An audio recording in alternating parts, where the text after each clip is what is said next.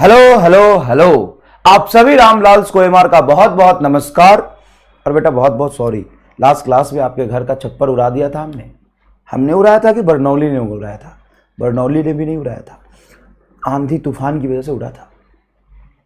जब आंधी तूफान आता है कहाँ? घर में आएगा तो तुम कुटे जाओगे, और जब बाहर आता है तो बाहर प्रेशर कम कर देता है जिससे छप्पर उड़ जाता है। तो रामलाल के घर का छप्पर उड़ गया, बेचारे के सर पे छत नहीं है, और उसने बहुत मेहनत करके क्रिकेट में थोड़ा बहुत कैरियर सेट किया, उसके बाद पैसे आ गए। तो रामलाल ने सोचा कि चलो घर बनाते हैं, एक बढ़िया शानदार जोरदार। लेकिन उसको इस बात का ध्यान आया कि पिछली बार आंधी ने मेरे घर का छप्पर उड़ा दिया था, इस बार हम ऐसा करते हैं कि आंधी तूफान बारिश पानी इन सब का, भूकंप इन सब का ध्यान रखते हुए घर बनाएंगे। और रामलाल ने थोड़ी बहुत काइनेमेटिक्स भी पढ़ी थी। रामलाल ने सबसे पहले बारिश का ध्यान रखा, सोचा क्लाउड्स कितने हाइट पे होते होंगे, तो लगभग 10 to 20 किलोमीटर 25 किलोमीटर हाइट पे क्लाउड्स होते हैं। तुम्हें लग रहा सर ज्यादा हो गया तो 2 किलोमीटर रख दे, कोई दिक्कत नहीं है। तुम कम ही रख लो, 4 किलोमीटर रख लो, चलो 4 किलोमीटर रख लो। नहीं सर आप रखो 2 किलोमीटर, चलो 2 किलोमीटर, हालांकि 2 किलोमीटर से ऊपर ही होता है, 8-10 किलोमीटर की रेंज में होता है, तो तुमने यहां पर रख लिया। अब साहब तुमने सोचा कि वाटर जो क्लाउड से बाहर आएगा उसकी इनिशियल वेलोसिटी तो 0 होगी। हाँ वो तो ड्रॉप करेगा ना, क्लाउड्स पानी को फेंकता थोड़ी ना, तो ड्रॉप करता है, तो इसकी इनिशियल वेलोसिटी 0, और जैसे नीचे गिरता जाएगा जी एक्सीलरेशन से एक्सीलरेट होगा, तो इसका एक्सीलरेशन हो जाएगा आपका जी। तो जमीन पे पहुंचने के बाद इसकी जो वेलोसिटी होगी v is equal to √2gh। क्या रामलाल ने जो इक्वेशन लगाया है ये थर्ड इक्वेशन ऑफ मोशन है? हाँ, v² - c² 2s। अब इस थर्ड इक्वेशन ऑफ मोशन क्या एप्लीकेबल होगा? हाँ, acceleration due to gravity constant है। लेकिन सर हाइट 2 किलोमीटर, कोई बात नहीं, 6400 किलोमीटर कंपेयर में 2 किलोमीटर बहुत कम है। 1% का acceleration due to gravity change होता है जब हम 32 किलोमीटर हाइट पे जाते हैं, तो यहां पे acceleration due to gravity constant होगा। जैसे ही मैं यहां पे वैल्यू पुट करूंगा, v is equal to √2g की वैल्यू 10, h की वैल्यू 2 किलोमीटर, 2 को हम लिख सकते हैं 10 to the power 3, 10 to the power 3 into 10 10 to the power 4 बाहर आएगा तो 100, 2 to 4 का रूट बाहर जाएगा तो 200 metre per second, 200 metre per second. अगर हाइट इससे थोड़ी ज्यादा होगी तो और ज्यादा होगा। लगभग वाटर मॉलिक्यूल का जो वेलोसिटी है रेन में वो होगा स्पीड ऑफ साउंड के आसपास, 340 मीटर पर सेकेंड होता है, 340 मीटर पर सेकेंड होता है स्पीड ऑफ साउंड। तो स्पीड ऑफ साउंड से वाटर ड्रॉपलेट नीचे आएगा, मतलब बुलेट के रफ्तार से भी बहुत ज्यादा। बुलेट जिस रफ्तार से गोली आके इंसान को मारता है उससे भी बहुत ज्यादा स्पीड ऑफ साउंड दिखेगा ही नहीं। साउंड दिखता है क्या? पानी दिखेगा ही नहीं, और तुम्हारे सर पे गिरेगा, सर को चीरता हुआ नीचे जाएगा, पानी नहीं दिखेगा, खून ही खून दिखेगा। घर के अंदर छिपोगे, घर को चीरता हुआ पानी नीचे आएगा, तुम्हें चीर देगा, पानी नहीं खून ही खून दिखेगा जमीन पे। इस वेलोसिटी से वाटर पहुंच गया। तो रामलाल घबरा गया, अरे यार अब तो जल्दी से जल्दी बारिश आने से पहले हमको घर बनाना पड़ेगा, वो भी लोहे के मोटी परत का। घर तो लोहे का बनाना पड़ेगा, नहीं तो बारिश में मैं तो निपट जाऊंगा। रामलाल ने बहुत मोटे लोहे के चदरा डाल के घर बनाया। आपको लग रहा होगा कि इसकी जरूरत तो नहीं है। क्यों नहीं है तुम बताओ? रामलाल को अगर कोई गलतफहमी है, रामलाल को इस बात का ज्ञान नहीं है जिसका तुम्हें है, तो बताओ रामलाल को। क्या बारिश की बूंद इस वेलोसिटी से नहीं आती? तो किस वेलोसिटी से आती है और क्यों आती है? क्या रामलाल ने कुछ कैलकुलेशन में गलती की है? रामलाल को रोक के समझाना चाहते तो समझाओ, तुम भी तो तुम ही हो रामलाल बकलोल। चलो आगे बढ़ते हैं। तो आप सभी बच्चों का स्वागत है फ्लूइड्स के लेक्चर नंबर 6 में। लेक्चर नंबर 6 में सबसे पहले ये लिख लीजिए कि हम अब आइडियल से नॉन आइडियल फ्लूइड की तरफ बढ़ रहे हैं। अभी तक हम जो फ्लूइड लेते थे वो आइडियल फ्लूइड होता था, मतलब फ्लूइड पे बीच में फ्लूइड फ्रिक्शन जैसी कोई चीज नहीं आती थी और फ्लूइड इनकंप्रेसिबल हुआ करता था। लेकिन अब जो फ्लूइड होगा वो आइडियल से नॉन आइडियल की तरफ चला जाएगा। तो आपके दिमाग में छपना चाहिए कि पहले हमने प्रेशर पढ़ा आइडियल फ्लूइड का, आर्किमिडीज पढ़ा आइडियल फ्लूइड का, इक्वेशन ऑफ कंटिन्यूटी और बर्नौली पढ़ा आइडियल फ्लूइड का। जब आइडियल फ्लूइड फ्लो करता है, अरे वो प्रिया सुन प्रिया, जब आइडियल फ्लूइड फ्लो करता है तो बर्नौली और कंटिन्यूटी लगाना। लेकिन लेकिन लेकिन लेकिन आइडियल तो दुनिया में कुछ नहीं होता। आइडियल तो कुछ होता ही नहीं, आदर्श तो कुछ होता ही नहीं, सब में कुछ ना कुछ कमियां खामियां होती है। तो अब हम आज पढ़ेंगे क्या क्या फ्लूइड की खामियां होती है जब वो नॉन आइडियल होता है। तो सबसे पहले आती है उसमें विस्कोसिटी। हम विस्कोसिटी को फील करेंगे, पहला गोल है फील ऑफ विस्कोसिटी। दूसरा है PhD in Stokes law. Stokes law पे हम पूरी पीएचडी करेंगे साहब, आपको लगेगा 12वीं में, लेकिन स्टोक्स लॉ एकदम झलकेगा आईने की तरह, सारे सवाल एकदम चुटकियों में सॉल्व होंगे। उसके बाद हम पढ़ेंगे मिसलेनियस क्वेश्चन सॉल्व करेंगे terminal velocity, Stokes law and viscosity पे। तो चलते अपने आगे गोल की तरफ बढ़ते हैं, लेकिन लास्ट लेक्चर पे बेस्ट एक सवाल सॉल्व कर लेते हैं और आपको होमवर्क का आंसर भी बता देते हैं। होमवर्क जो मैंने दिया था उसमें वेलोसिटी निकालने के लिए बोली गई थी आपको, कंटेनर से निकलने वाले फ्लूइड का, उसकी वेलोसिटी हो जाएगी 10√2 metre per second. X axis की वेलोसिटी भी 10 और वाई एक्सिस की वेलोसिटी भी 10 आएगा, एक बार आप चेक कर लीजिएगा। यह सवाल क्या कहता है?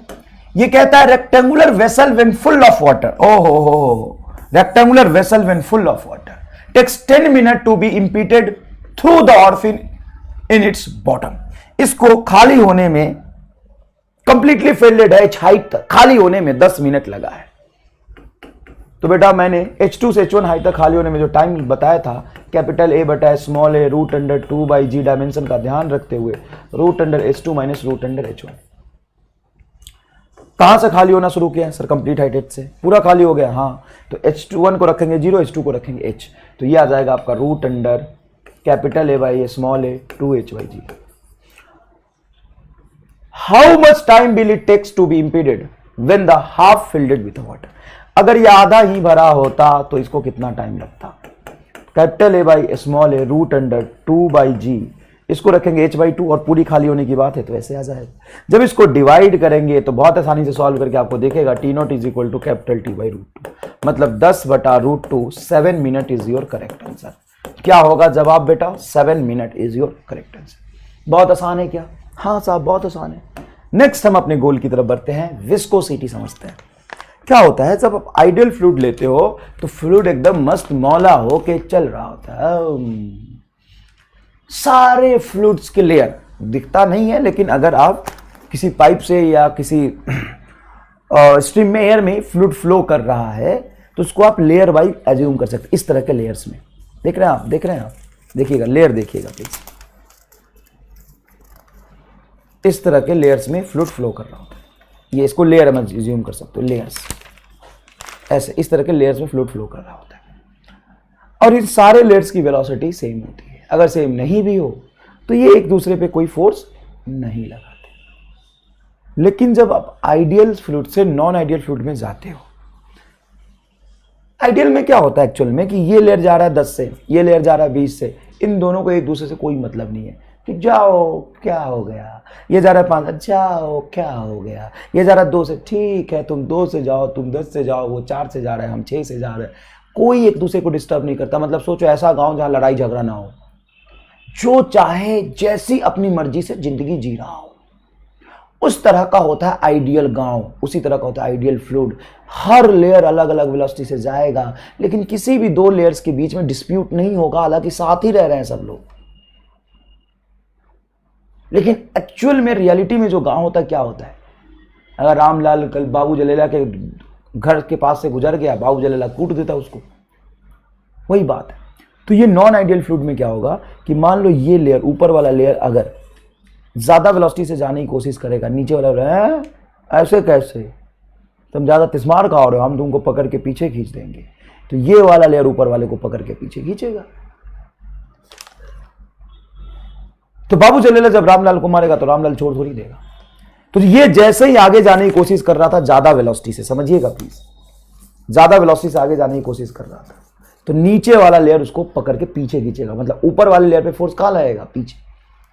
तो फोर्स तो इक्वल एंड अपोजिट डायरेक्शन में लगता है। हाँ, तो नीचे वाले लेयर पे आगे थोड़ा फोर्स लग जाएगा, तो नीचे वाला लेयर थोड़ी वेलोसिटी से आगे जाएगा। जैसे ये वाला लेयर आगे जाएगा, ये वाला लेयर आगे जाएगा, तो उसके नीचे जो लेयर है वो पकड़ के पीछे खींचेगा। तू कैसे बे, तू कैसे, तो ऊपर वाला इस पे आगे फोर्स लगा देगा।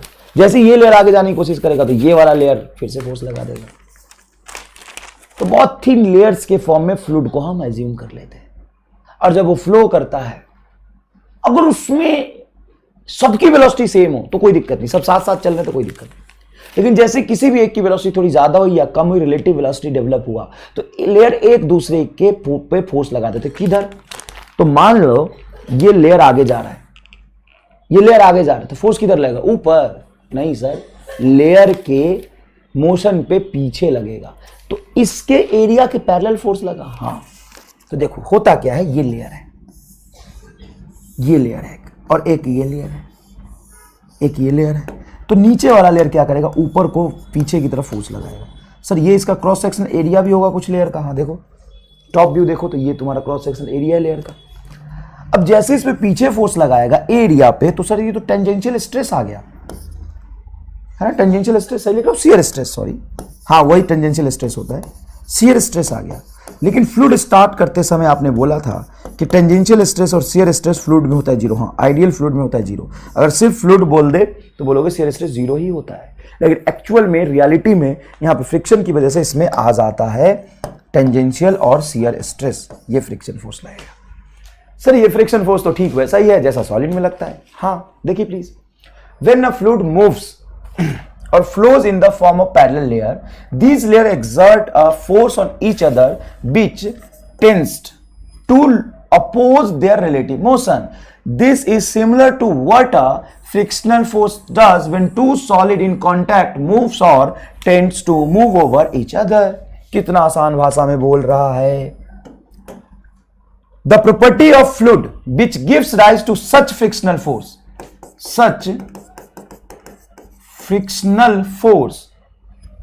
in them, property of fluid which gives rise to such frictional force in them, मतलब between the layers, is called viscosity. कुछ तो नाम देना था ना, कुछ नाम देना होगा ना यार, कुछ तो दोगे।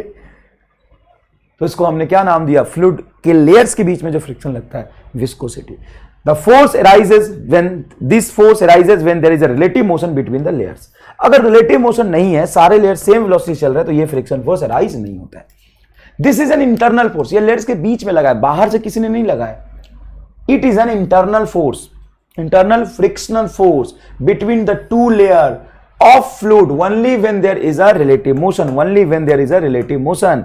ये इंटरनल फोर्स है फ्लूइड के लेयर्स के बीच में, तभी डेवलप होता है जब रिलेटिव मोशन होता है, और ये लेयर्स के पैरेलल लगेगा, मतलब एरिया वेक्टर के, एरिया वेक्टर होता है जो कि ऐसे समझो ना, सरफेस के पैरेलल लगेगा, सरफेस के पैरेलल लगेगा, which is directly proportional to their relative velocity. अच्छा ये फोर्स लगा क्यों? सर रिलेटिव वेलोसिटी की वजह से लगा। तो जिसके वजह से लग रहा है, मतलब जब रिलेटिव वेलोसिटी अराइज हुआ तभी तो लगा था, तो रिलेटिव वेलोसिटी जितना ज्यादा होगा फोर्स उतना ज्यादा होगा, और एरिया के भी डायरेक्टली प्रोपोर्शनल होता है, मतलब ये वाला फ्रिक्शन फोर्स होगा वो रिलेटिव वेलोसिटी एंड एरिया के प्रोपोर्शनल होगा। सर एरिया के प्रोपोर्शनल क्यों? देखो जितना ज्यादा एरिया में लिक्विड का सरफेस तुमने माना है, लेयर्स का एरिया जितना ज्यादा माना है, वो उतना ज्यादा नीचे वाले से चिपकेगा, जितना ज्यादा नीचे वाले से चिपकेगा उतना लगेगा।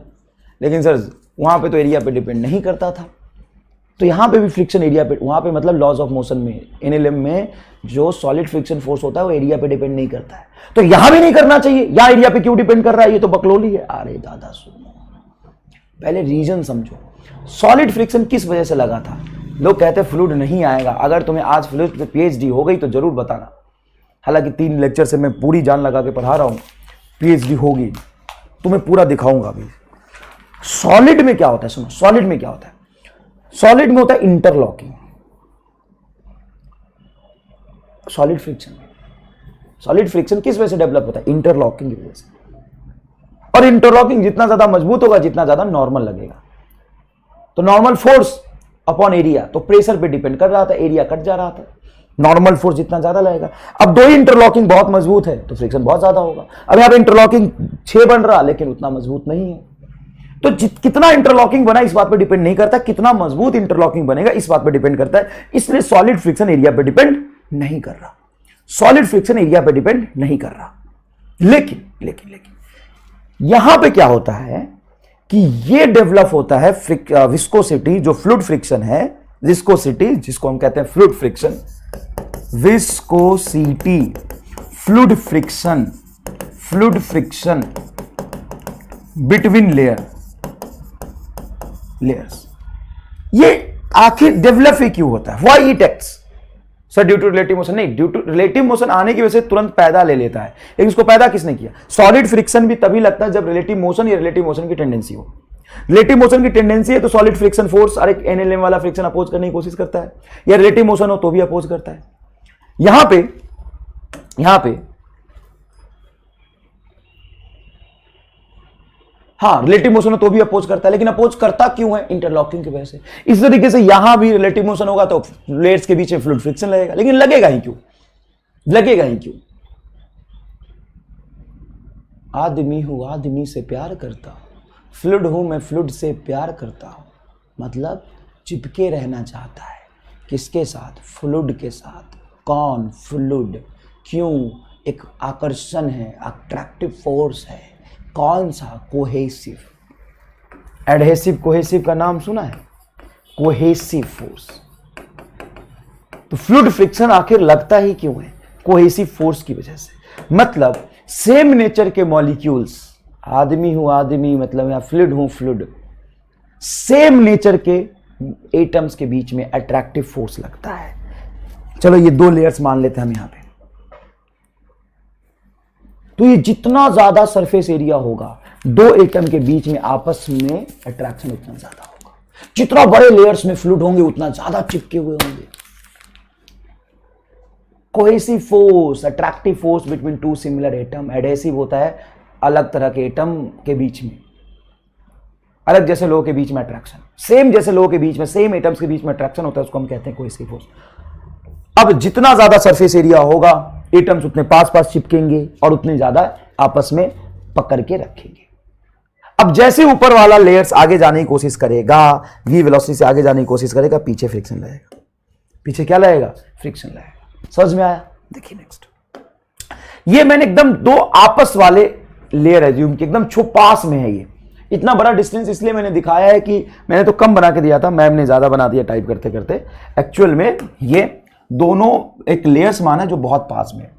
अपर layers pulls lower one in forward direction. मान लो ये रेस्ट में इसकी वेलोसिटी है 0 और ऊपर वाले लेयर की वेलोसिटी है v, तो क्या होगा? Upper layer pulls lower one in forward direction. Sir forward में अपर लेयर नीचे वाले को क्यों खींचेगा? क्योंकि इस एटम और इस एटम में आकर्षण है, अट्रैक्शन है, कोई सी फोर्स है। जैसे आगे भागेगा तो ये आगे भाग के कहीं पहुंचा यहां और ये पीछे छूट गया, तो इस पे आगे की तरफ फोर्स लगेगा और इस पे पीछे की तरफ फोर्स लगेगा। तो अपर वाले लेयर पे पीछे फ्रिक्शन फोर्स लगेगा और लोअर वाले लेयर पे आगे फ्रिक्शन फोर्स लगेगा। ये मैंने समझा दिया। Pulls upper in a backward direction. This type of flow is called laminar flow. एक आपने पढ़ा था स्ट्रीम लाइन फ्लो। क्या पढ़ा था? Stream line flow. Stream line flow जो होता है वो होता है आइडियल फ्लूइड में। आइडियल फ्लूइड में, इस तरह के फ्लूइड में, नॉन आइडियल फ्लूइड में फ्रिक्शन फोर्स लगता है, फ्लूइड फ्रिक्शन लगता है, जिसको हम कहते हैं लेमिनार फ्लो। लेमिनार फ्लो याद रखिएगा, पूछेगा, है ना? लेमिनार फ्लो कब होता है? जो फ्लूइड फ्रिक्शन लगता है लेयर्स के बीच में। अब देखो, थिकर लिक्विड लाइक हनी को एज्यूम करो, means more viscous than water. Honey के जो लेयर्स होते हैं उसमें कोहेसिव फोर्स बहुत ज्यादा होता है। देखोगे हनी में तुम पानी हाथ डाल दो, जैसे पानी है, पानी में हाथ डाल लो, ऐसे ऐसे करो तो आराम से कर सकते हो। इसके लेयर्स को अलग अलग कर सकते हो, इनके प्यार को खत्म कर सकते हो, दो एटम के बीच में आसानी से खत्म कर सकते हो। हनी में डाल के हाथ ऐसे ऐसे करो, टफ होता है, हार्ड होता है। क्यों? क्योंकि उसकी विस्कोसिटी ज्यादा होती है। ठीक है, अब सुनो, यहां पे मान लो एक लोअर लेवल हमने एज्यूम किया, इसकी वेलोसिटी हमने मान ली 0, ये रेस्ट में है लेयर, और ऊपर जैसे जैसे हम जा रहे हैं उसकी वेलोसिटी रिलेटिवली बढ़ती जा रही है। मान लो कि यहां से यहां के बीच में टोटल लेंथ हो गया आपका कुछ L, डेल्टा L मान लो, या L मान लो, डेल्टा L मान लो। यहां से यहां तक के बीच में लेंथ का डिफरेंस है डेल्टा L, और इस वाले लेयर की वेलोसिटी है कुछ v, और थोड़ी थोड़ी बढ़ते बढ़ते बढ़ते बढ़ते इस वाले लेयर की वेलोसिटी हो गई v प्लस डेल्टा v। कितनी वेलोसिटी हो गई बेटा? v प्लस डेल्टा v, ये वेलोसिटी हो गई। ऊपर वाले की वेलोसिटी ज्यादा है। कितनी ज्यादा है? सर नीचे वाले लेयर के कंपेयर में डेल्टा v ज्यादा है। कैसे? इसकी वेलोसिटी v और इसकी v plus delta v। Sir delta तो बड़े चेंज के लिए लेते थे, देखो ना, लेवल का लेयर्स भी बहुत ऊपर ले लिया, ये अपर लेवल लेयर लिया, ये बहुत नीचे वाला लेयर लिया। सर इन दोनों के बीच में समझाओ, वही चीज आएगा जो मैं इसके बीच समझाऊंगा, उसी तरीके से समझाऊंगा। तो बस ये देखो कि कोई दो लेयर हमने लिया है जो डेल्टा L लेंथ के बीच में बना है। और उन लेयर्स के बीच में जो वेलोसिटी का डिफरेंस है, इसका v है, इसका v plus delta v velocity का डिफरेंस है, फाइनल वेलोसिटी माइनस इसका वेलोसिटी माइनस इसका वेलोसिटी डिफरेंस, रिलेटिव वेलोसिटी बताओ।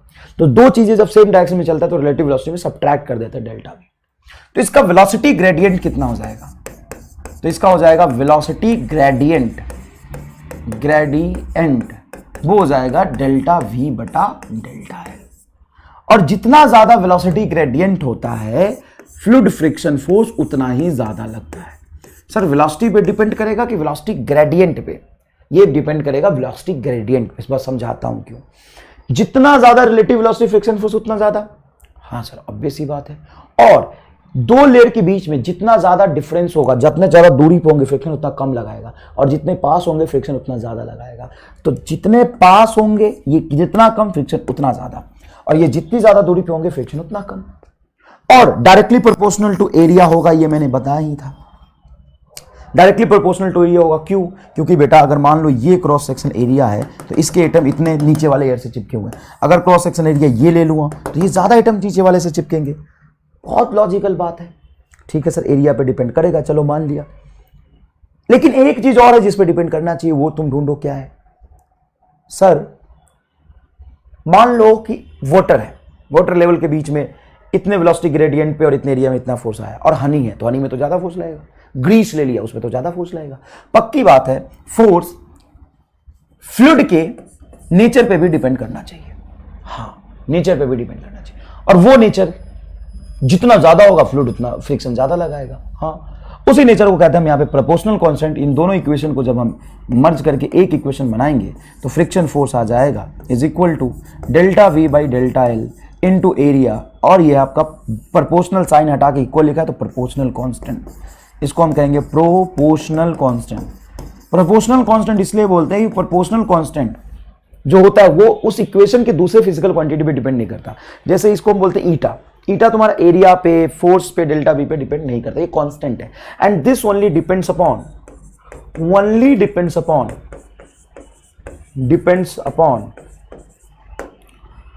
नेचर ऑफ फ्लूइड, यहां पे चाहे तो एक माइनस साइन भी लगा सकते हैं अगर आप एक्चुअल फोर्स लिखे तो। अगर आप सिंपल मैग्नीट्यूड लिख रहे हैं तो कोई दिक्कत नहीं, मैग्नीट्यूड से एक्चुअल में सवाल सॉल्व होगा, लेकिन एक माइनस साइन भी आप यहां पे लिख सकते हैं।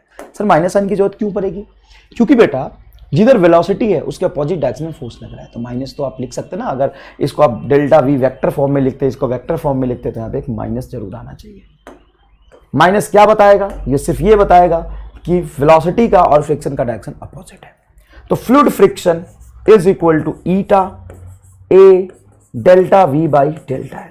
सर ये लेंथ बहुत छोटा है, हम इन दोनों लेयर्स के बीच में फ्रिक्शन कितना लगेगा वही निकालना चाहते हैं। बहुत पास मैंने लेयर एज्यूम किया, वो तो डिपेंड करता है ना, लेयर तुमने बहुत मोटा माना कि बहुत पतला माना है। बहुत पास एज्यूम किया तो फ्लूइड फ्रिक्शन फोर्स को ऐसे भी लिख सकते हो, ईटा ए डीवी बाई डीएल। बहुत पास है तो ये लिख लो, थोड़ा दूर है तो ये लिख लो, कोई खास बात इसमें नहीं है। तो सर यहां से तो हमें यह समझ में आया कि जो फ्लूइड फ्रिक्शन एक्चुअल में लग रहा है वो एरिया के टेंजेंशियल डायरेक्शन में लग रहा है। अगर वो एरिया के टेंजेंशियल डायरेक्शन में लग रहा है, तो स्ट्रेस पैदा कर देगा।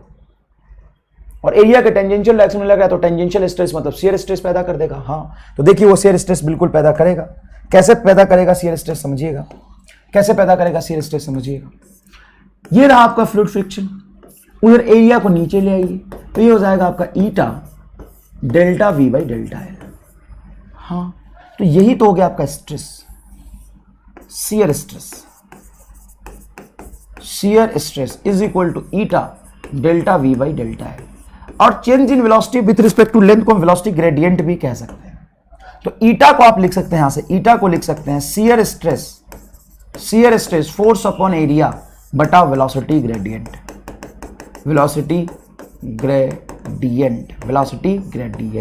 मतलब ईटा का डेफिनेशन यहां से आप बना सकते हैं। अगर आपको शियर स्ट्रेस पता चल गया, वेलोसिटी ग्रेडियंट पता चल गया, तो ईटा की वैल्यू यहां से आप निकाल सकते हैं। देखिए the ratio of shear stress और strain rate. Sir strain rate क्या होता है? वेलोसिटी ग्रेडियंट को ही हम स्ट्रेन रेट कह सकते हैं। कैसे? ये डेल्टा वी बटा डेल्टा एल को हम स्ट्रेन रेट कह सकते हैं, क्योंकि डेल्टा वी को क्या कहेंगे हम? डेल्टा वी हो जाएगा length upon time, delta we होगा लेंथ अपॉन टाइम। तो ऊपर में आ गया तुम्हारा लेंथ और नीचे आ गया टाइम। शेयरिंग स्ट्रेस बटा ऊपर में आ गया तुम्हारा डेल्टा बी को कह सकते हो आप delta L by delta T into D L. तो ये तो कैंसिल हो जाएगा यार। Strain rate velocity gradient DL by D T. तो ये क्या कर रहा है, लेंथ को थोड़ा इग्नोर कर रहा है कि इतने लेंथ में है उसको छोड़ रहा है। वेलोसिटी को लिख सकते हैं हम डीएल बाई डी टी। अच्छा हाँ सही तो है, सही तो है, सही तो है। अरे दादा समझाता हूँ, कंफ्यूज नहीं होना। डेल्टा बी को हम क्या लिखेंगे, ये हो जाएगा डीएल बाई डी टी और इधर है तुम्हारा डेल्टा एल, इधर है तुम्हारा डेल्टा एल। डेल्टा एल हो गया ओरिजिनल लेंथ और ये हो गया चेंज इन लेंथ।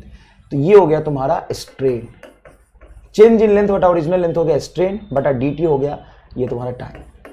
तो change in strain upon time, ये तो स्ट्रेन रेट ही हो गया ना, समझ में आया, स्ट्रेन रेट हो गया ना। स्ट्रेन बराबर क्या होता है, चेंज इन लेंथ बटा ओरिजिनल लेंथ, ये होता है आपका स्ट्रेन, चेंज इन लेंथ बटा ओरिजिनल लेंथ। तो ये दोनों लेंथ सेम थोड़ी ना होगा, delta B by delta L लिखा है तुमने। डेल्टा बी होता है rate of change in position with respect to time.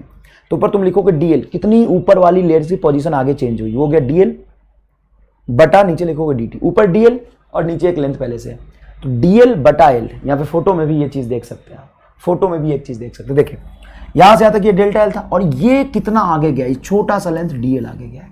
कितने टाइम में, dt टाइम में, इसके रिस्पेक्ट में इसकी वेलोसिटी ज्यादा थी। तो आप यहां से लिख सकते हैं स्ट्रेन, याद करिए शियर स्ट्रेन क्या होता है, स्ट्रेन हो जाएगा dl बटा डेल्टा एल। यहां से यहां तक का लेंथ डेल्टा एल और ये छोटा सा लेंथ dl, ये हो गया आपका स्ट्रेन। ठीक है, तो इसलिए हम इसको कहते हैं स्ट्रेन रेट, वेलोसिटी ग्रेडियंट को स्ट्रेन रेट भी कह सकते हैं। ठीक है, तो कोफिशिएंट ऑफ विस्कोसिटी ईटा बराबर क्या हो जाएगा, ईटा बराबर हो जाएगा फोर्स अपॉन एरिया स्ट्रेस बटा वेलोसिटी बटा लेंथ। ये देखो सर ये v बाई एल क्यों लिख लिया है, अरे भाई डेल्टा v है ना, तो इनिशियल को जीरो मान लोगे तो ईटा v बाई एल भी तो लिख सकते हो। Delta v by delta L को सिंपल v बाई एल ही तो लिख सकते हो, उसमें कोई खास बात नहीं है। तो ईटा को हम लिख सकते हैं एफ एल बटा वी है, कोई दिक्कत नहीं है। ईटा क्या होगा, ईटा है coefficient of viscosity. Sir eta force के बराबर हो जाएगा क्या, देखो if force is 1 Newton, length is 1 meter, velocity 1 meter per second, area is this, then value of eta becomes 1 Poiseuille। जब ऐसा यूनिट में सबको 1 1 1 1 रख दोगे तो ईटा की ऐसा यूनिट होती है, ऐसा यूनिट होती है Poiseuille। तो इस Poiseuille का मतलब क्या हुआ, इसी को तो हम Poiseuille बोलेंगे ना, ईटा बराबर ये है तो इसी को हम Poiseuille बोलेंगे। तो ये है क्या, ये आपका फोर्स न्यूटन में, लेंथ मीटर में बटा वेलोसिटी मीटर पर सेकेंड में और एरिया मीटर स्क्वायर में। तो अब ध्यान से इसको सॉल्व करोगे तो मीटर से मीटर कैंसिल हो जाएगा, ये होगा न्यूटन पर सेकेंड, सेकेंड नीचे था तो सेकेंड ऊपर चला जाएगा बटा मीटर स्क्वायर। तो न्यूटन सेकेंड बटा मीटर स्क्वायर, न्यूटन सेकेंड पर मीटर स्क्वायर, ये तो ऐसा यूनिट में हुई ना, इसी को हम क्या कहते हैं, 1 Poiseuille कहते हैं। 1 Poiseuille इज ऐसा यूनिट। अब एक पॉइज भी इसका एक यूनिट होता है ना, लेकिन पॉइज इज इक्वल टू होता है 0.1 Poiseuille। 1 Poise is equal to 0.1 Poiseuille। 1 Poise is a CGS unit and this is a SI unit. तो इसको आप हम याद रखेंगे। ठीक है, अब इस पे सवाल कैसे पूछे जाते हैं, उससे पहले हम थोड़ा वेलोसिटी प्रोफाइल पूछ लेते हैं। पाइप में वेलोसिटी प्रोफाइल कैसा होता है, when fluid flowing through a pipe then velocity of the liquid layer is maximum along axis. Maximum along axis कहने का मतलब है, मान लो ये पाइप बनाया तुमने, ये पाइप बनाया और इस पाइप के अलोंग वेलोसिटी फ्लो कर रहा है। तो आइडियल फ्लूइड होता तो इस पाइप के अलोंग जो वेलोसिटी फ्लूइड करता हर जगह उसकी वेलोसिटी सेम होती वी। आइडियल फ्लूइड होने पे इस वाले लेयर की वेलोसिटी वी, इसका भी वी, इसका भी V V V V V V V V. लेकिन क्या होता है एक्चुअल में जब पाइप में देखोगे तो एक्सिस के अलोंग जो लेयर होगा उसकी वेलोसिटी सबसे ज्यादा होगी। नीचे वाला लेयर ऊपर वाले लेयर को जाने से रोकेगा तो नीचे वाले लेयर में वेलोसिटी थोड़ी सी कम होगी, इसमें और कम होगी, इसमें और कम होगी, इसमें और कम होगी। ये बहुत लेंदी इक्वेशन है जो आपके सिलेबस में नहीं पढ़ना, वो सॉल्व करके पता चलता है कि इसका जो प्रोफाइल बनता है, वेलोसिटी प्रोफाइल है ना, इसका वेलोसिटी कम, जैसे मैंने मोशन अंडर ग्रेविटी में वेलोसिटी प्रोफाइल बताया था, जैसे जैसे ऑब्जेक्ट ऊपर जाता है इसकी वेलोसिटी धीरे धीरे कम होती जाती है और मैक्सिमम हाइट पे खत्म हो जाता है, फिर नीचे की तरफ आता है मोशन अंडर ग्रेविटी में ऐसे में। उसी तरीके से इसका वेलोसिटी प्रोफाइल बनता है parabolic.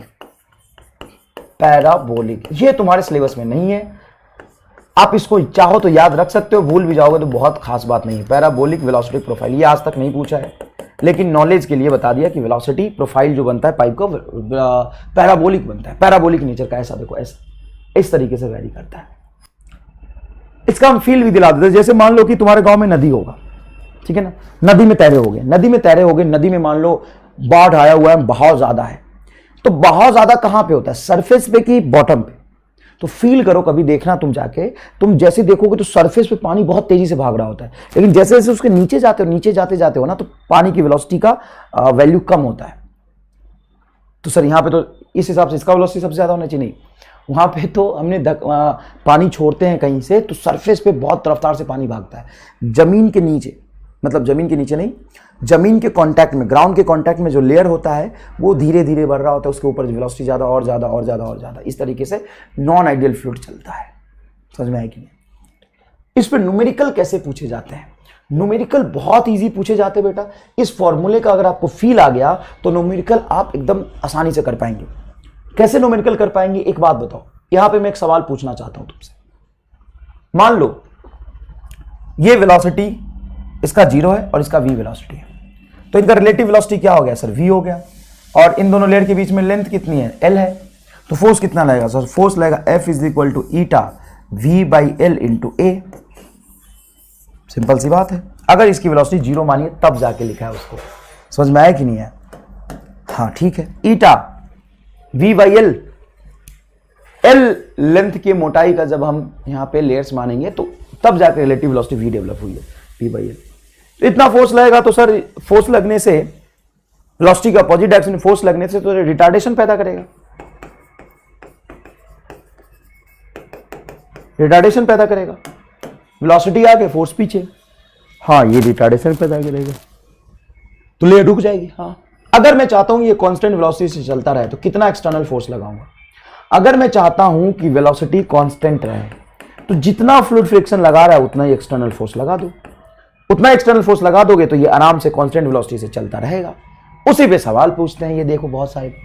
Metal plate of area 10 to the power 2 centimetre, 10 to the power 3 centimetre square, मतलब एरिया दिया हुआ है बेटा 10 to the power 3 centimetre square, rest on a layer metal plate. अच्छा, मेटल प्लेट कोई दिक्कत नहीं, फ्लूइड का लेयर हो या मेटल प्लेट का लेयर हो, ऐसे मेटल प्लेट का लेयर है, of area 10 to the power 3 centimetre cube, rest on a layer of oil 6 mm thick. 6 mm thick मतलब यहां पे जो थिकनेस है बेटा,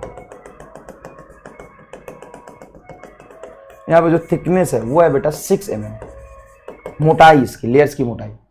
अ tangential force 10 to the power -2 newton, tangential force 10 to the power -2 newton applied on it to move it with constant velocity, मतलब external force इतना लगा है ताकि वो कांस्टेंट वेलोसिटी से मूव करे।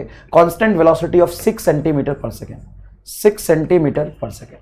Then coefficient of viscosity of the liquid is, coefficient of viscosity of the liquid is, ध्यान से सुनिएगा, हमें कोएफिशिएंट ऑफ विस्कोसिटी लगाना है।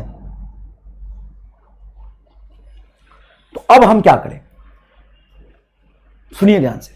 सर लेकिन फ्लूइड के लेयर्स के बीच में लगता है ना फ्लूइड फ्रिक्शन, यहां पे तो सॉलिड ऑब्जेक्ट रख दिया, मेटल प्लेट रख दिया, इसका क्या चक्कर है? देखो मेटल प्लेट जैसे रखोगे, हां से रख दिया, अब मेटल प्लेट का जो लोअर बॉटम एरिया है, क्या ये लिक्विड से चिपक जाएगा?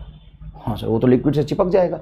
अब ग्रीस में कोई मेटल को रख दो, एडहेसिव फोर्स की वजह से लेयर चिपक जाता है, तो लिक्विड का लेयर इस पे जाके चिपक गया। अब जैसे इसको v वेलोसिटी से आगे खींचोगे, कांस्टेंट वेलोसिटी हो, तो इसमें जो लेयर चिपका वो आगे जाना चाहेगा इसके साथ, तो नीचे वाला लेयर उसको अपोज करेगा नीचे वाला लेयर उसको क्या करेगा? अपोज करेगा। लेयर्स की मोटाई है दे दिया आपका 6 mm, तो जस्ट आसानी से लिखिए कि जो एक्सटर्नल फोर्स है उतना ही मैं विस्कस फोर्स लगाऊंगा। विस्कस फोर्स होता है eta delta v by delta L into A, that's all. Force की वैल्यू दिया 10 टू द पावर -2 न्यूटन, तो रख दो 10 to the power -2 newton. Eta velocity 6 centimetre पर सेकंड, इसको मीटर में बदलोगे तो बताओ क्या होगा? तो 1 सेंटीमीटर को मीटर में बदलने से 100 से डिवाइड कर देते, तो ये हो जाएगा 6/100। लेंथ देखना 6 mm, लेंथ की वैल्यू 6 mm, मतलब 6 into 10 to the power -3 mm, 1 mm होता है 10 टू द पावर -3 मीटर, ठीक है। उसके बाद एरिया दिया है, एरिया कहां है? ऊपर मुझे एरिया से मल्टीप्लाई करना है, 10 to the power 3 centimetre cube, 1 centimetre cube होता है वो 1 सेंटीमीटर स्क्वायर हो जाएगा 10 टू द 1 सेंटीमीटर होता है 10 to the power -2 metre. Square करोगे तो 10 टू द पावर -4 मीटर आ जाएगा। तो ये हो जाएगा 10 to the power 3 into 10 to the power -4। अब जब साहब इसको हम सॉल्व करेंगे तो 6 से आपका 6 कटेगा, 100 से ये 10 टू द पावर 1 बचेगा, 10 टू द पावर -3 है, 10 टू द पावर -4 है, तो ये 10 टू द पावर -1 बचेगा। देखो ना 10 टू द पावर -3 से 10 टू द पावर -4 कैंसिल करोगे, 10 to the power -10, 10 to the power 1 cut के 1 आ गया।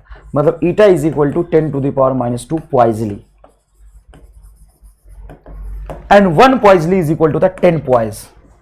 तो ये हो जाएगा आपका 10 to the power -2 into 10 poise, 10 poise. तो ये हो जाएगा आपका 0.1 poise, 0.1 poise. This is your correct answer, 0.1 poise. Feel आया एकदम अच्छे से? हाँ बेटा यही तो बताया, देखो ना इधर पॉइजली और पॉइज के बीच में रिलेशन। सर आपने 0.1 बताया था, एक बात बता, 1 पॉइजली लिखा है ऐसा unit पॉइजली, 1 poiseuille is equal to क्या हो जाएगा 10 पॉइज हो जाएगा ना। यहाँ पे 0.1 को लिखोगे 10 इधर जाएगा तो 1 poiseuille is equal to 10 poise ही तो आया। ऐसे ही गलती मत करो बेटा, ऐसे याद रख लो। चलो 1 poiseuille is equal to 10 poise. Poise CGS है, सीजीएस यूनिट छोटा होता है तो नंबर बड़ा होता है, एनयू के प्रोडक्ट से भी याद रख सकते हो। एनयू बराबर कांस्टेंट, जितना यूनिट बड़ा नंबर छोटा। पॉइजली बड़ा यूनिट ऐसा यूनिट तो नंबर देखो 1 है, पॉइज छोटा यूनिट है तो नंबर देखो 10 है। बताओ मोक्ष मिला कि नहीं मिला? एकदम कोई कंफ्यूजन नहीं, आंसर आ गया। अब आगे सवाल देखिए, a layer of glycerine of thickness 3 mm। देखो फॉर्मूला एक ही है तो सवाल तो एक ही टाइप का बनेगा। Is present between a large surface area of, area भी देखो ऐसा यूनिट में दिया, कोई दिक्कत नहीं है, 0.2 मीटर स्क्वायर, और ये हो जाएगा 3 into 10 to the power -3 metre. With what force a small surface is to be pulled so that it can move with a constant velocity of 5 metre पर सेकंड। देख रहे हो? अरे दादा देख रहे हो, एक फॉर्मूला है, कर लो सवाल। बहुत पहले मैंने आपको समझाया था, फ्लूइड वुलूइड में कोई खास बात नहीं, फार्मूला होगा उससे सवाल करो, आर्किमिडीज में केस पैटर्न हो सवाल करो, आइडियल फ्लूइड फ्लो कर रहा है तो बर्नौली और कंटिन्यूटी लगाओ, फॉर्मूला बेस्ड सवाल, डायरेक्ट फॉर्मूला बेस्ड। तो फोर्स हमें निकालना है, ईटा देखो, ईटा दिया हुआ है, अलग अलग लिक्विड का ईटा अलग अलग होता है, देखो दिया हुआ, ऐसा यूनिट में दिया हुआ केजी पर मीटर पर सेकंड। 1 मिनट, यहां पे ईटा का डायमेंशन मैंने गलत तो नहीं निकाला है?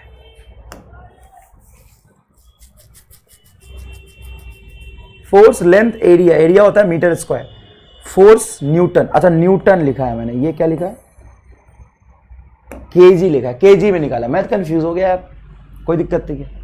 अरे ईटा दिया हुआ ना, केजी है, मीटर है, सेकंड है तो ऐसा यूनिट होगा, मैंने वहां न्यूटन में निकाला था, कोई दिक्कत नहीं। यहाँ से डायमेंशन भी चाहो तो देख सकते हो आसानी से, केजी मतलब मास, मीटर मतलब एल का पावर -1, टी का पावर -1, ये डायमेंशन होगा। वैसे भी निकालोगे फोर्स का डायमेंशन रख के तो आ जाएगा ये, मतलब इसमें फोर्स का डायमेंशन रख दो, वेलोसिटी का लेंथ का एरिया का रख दो, वही आ जाएगा। तो ईटा की वैल्यू दी हुई है 9/100, 9/100। वेलोसिटी दिया हुआ है आपका 5, लेंथ दिया हुआ है आपका 3 into 10 to the power -3, area दिया हुआ बेटा 2/10। हाँ बड़ा आसानी से देखो, 100 और 10, 10 टू द पावर 3 इससे कैंसिल हो जाएगा, 3 से कैंसिल करोगे 9 के तो 3 आएगा, तो ये तो बड़ा आसान है, 30 न्यूटन है, 5 दूना 10, ये 30, 30 न्यूटन, ये आंसर। बच्चे कहते सर हमसे फ्लूइड का सवाल नहीं होगा क्या? अरे कैसे नहीं होगा, पता कैसे नहीं होगा, एक बात बताओ, क्या पढ़ा फ्लूइड? ईमानदारी से बताओ क्या क्या पढ़ा फ्लूइड? प्रेशर, रोज ये डेप्थ बढ़ने में प्रेशर बढ़ता है, एक्सेलरेटिंग कंटेनर में मैंने प्रेशर बता दिया, ये यूट्यूब वाला सवाल सॉल्व करने सिखा दिया, ये हो जाएगा, हाँ हो जाएगा। आर्किमिडीज हो जाएगा सवाल, केस पहचानो, अपरेंट वेट का फॉर्मूला, आउटसाइड इनसाइड का वॉल्यूम अलग अलग बता दिया, और कौन सा फॉर्मूला कब लगेगा ये बता दिया, बस बात खत्म हो जाएगा। उसके बाद कंटिन्यूटी, कंटिन्यूटी से ए बी बराबर constant, area into velocity constant, वो हो गया। आर्किमिडीज करके दिखा दिया, प्रेशर वाले सम के सारे सवाल तो मैंने ही कर दिए। उसके बाद ये है, ये फॉर्मूला को लिख दो, MR रट्टा,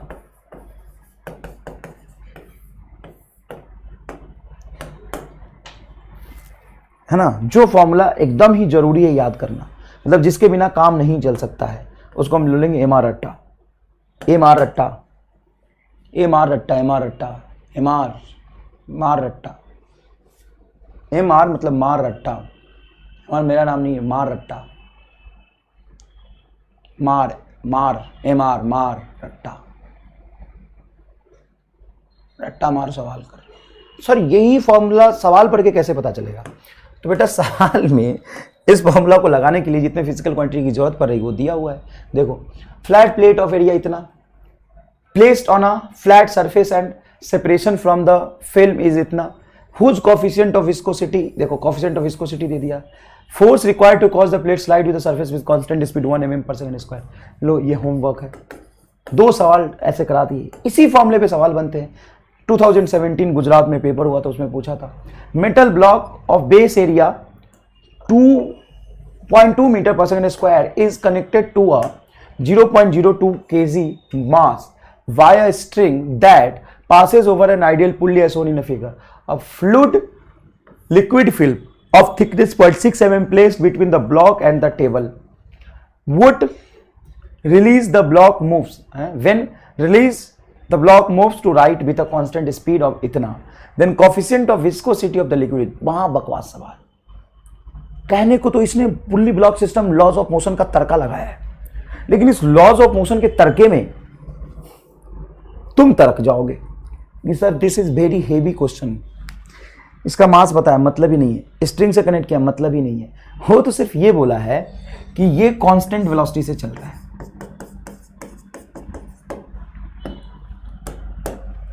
एक मिनट,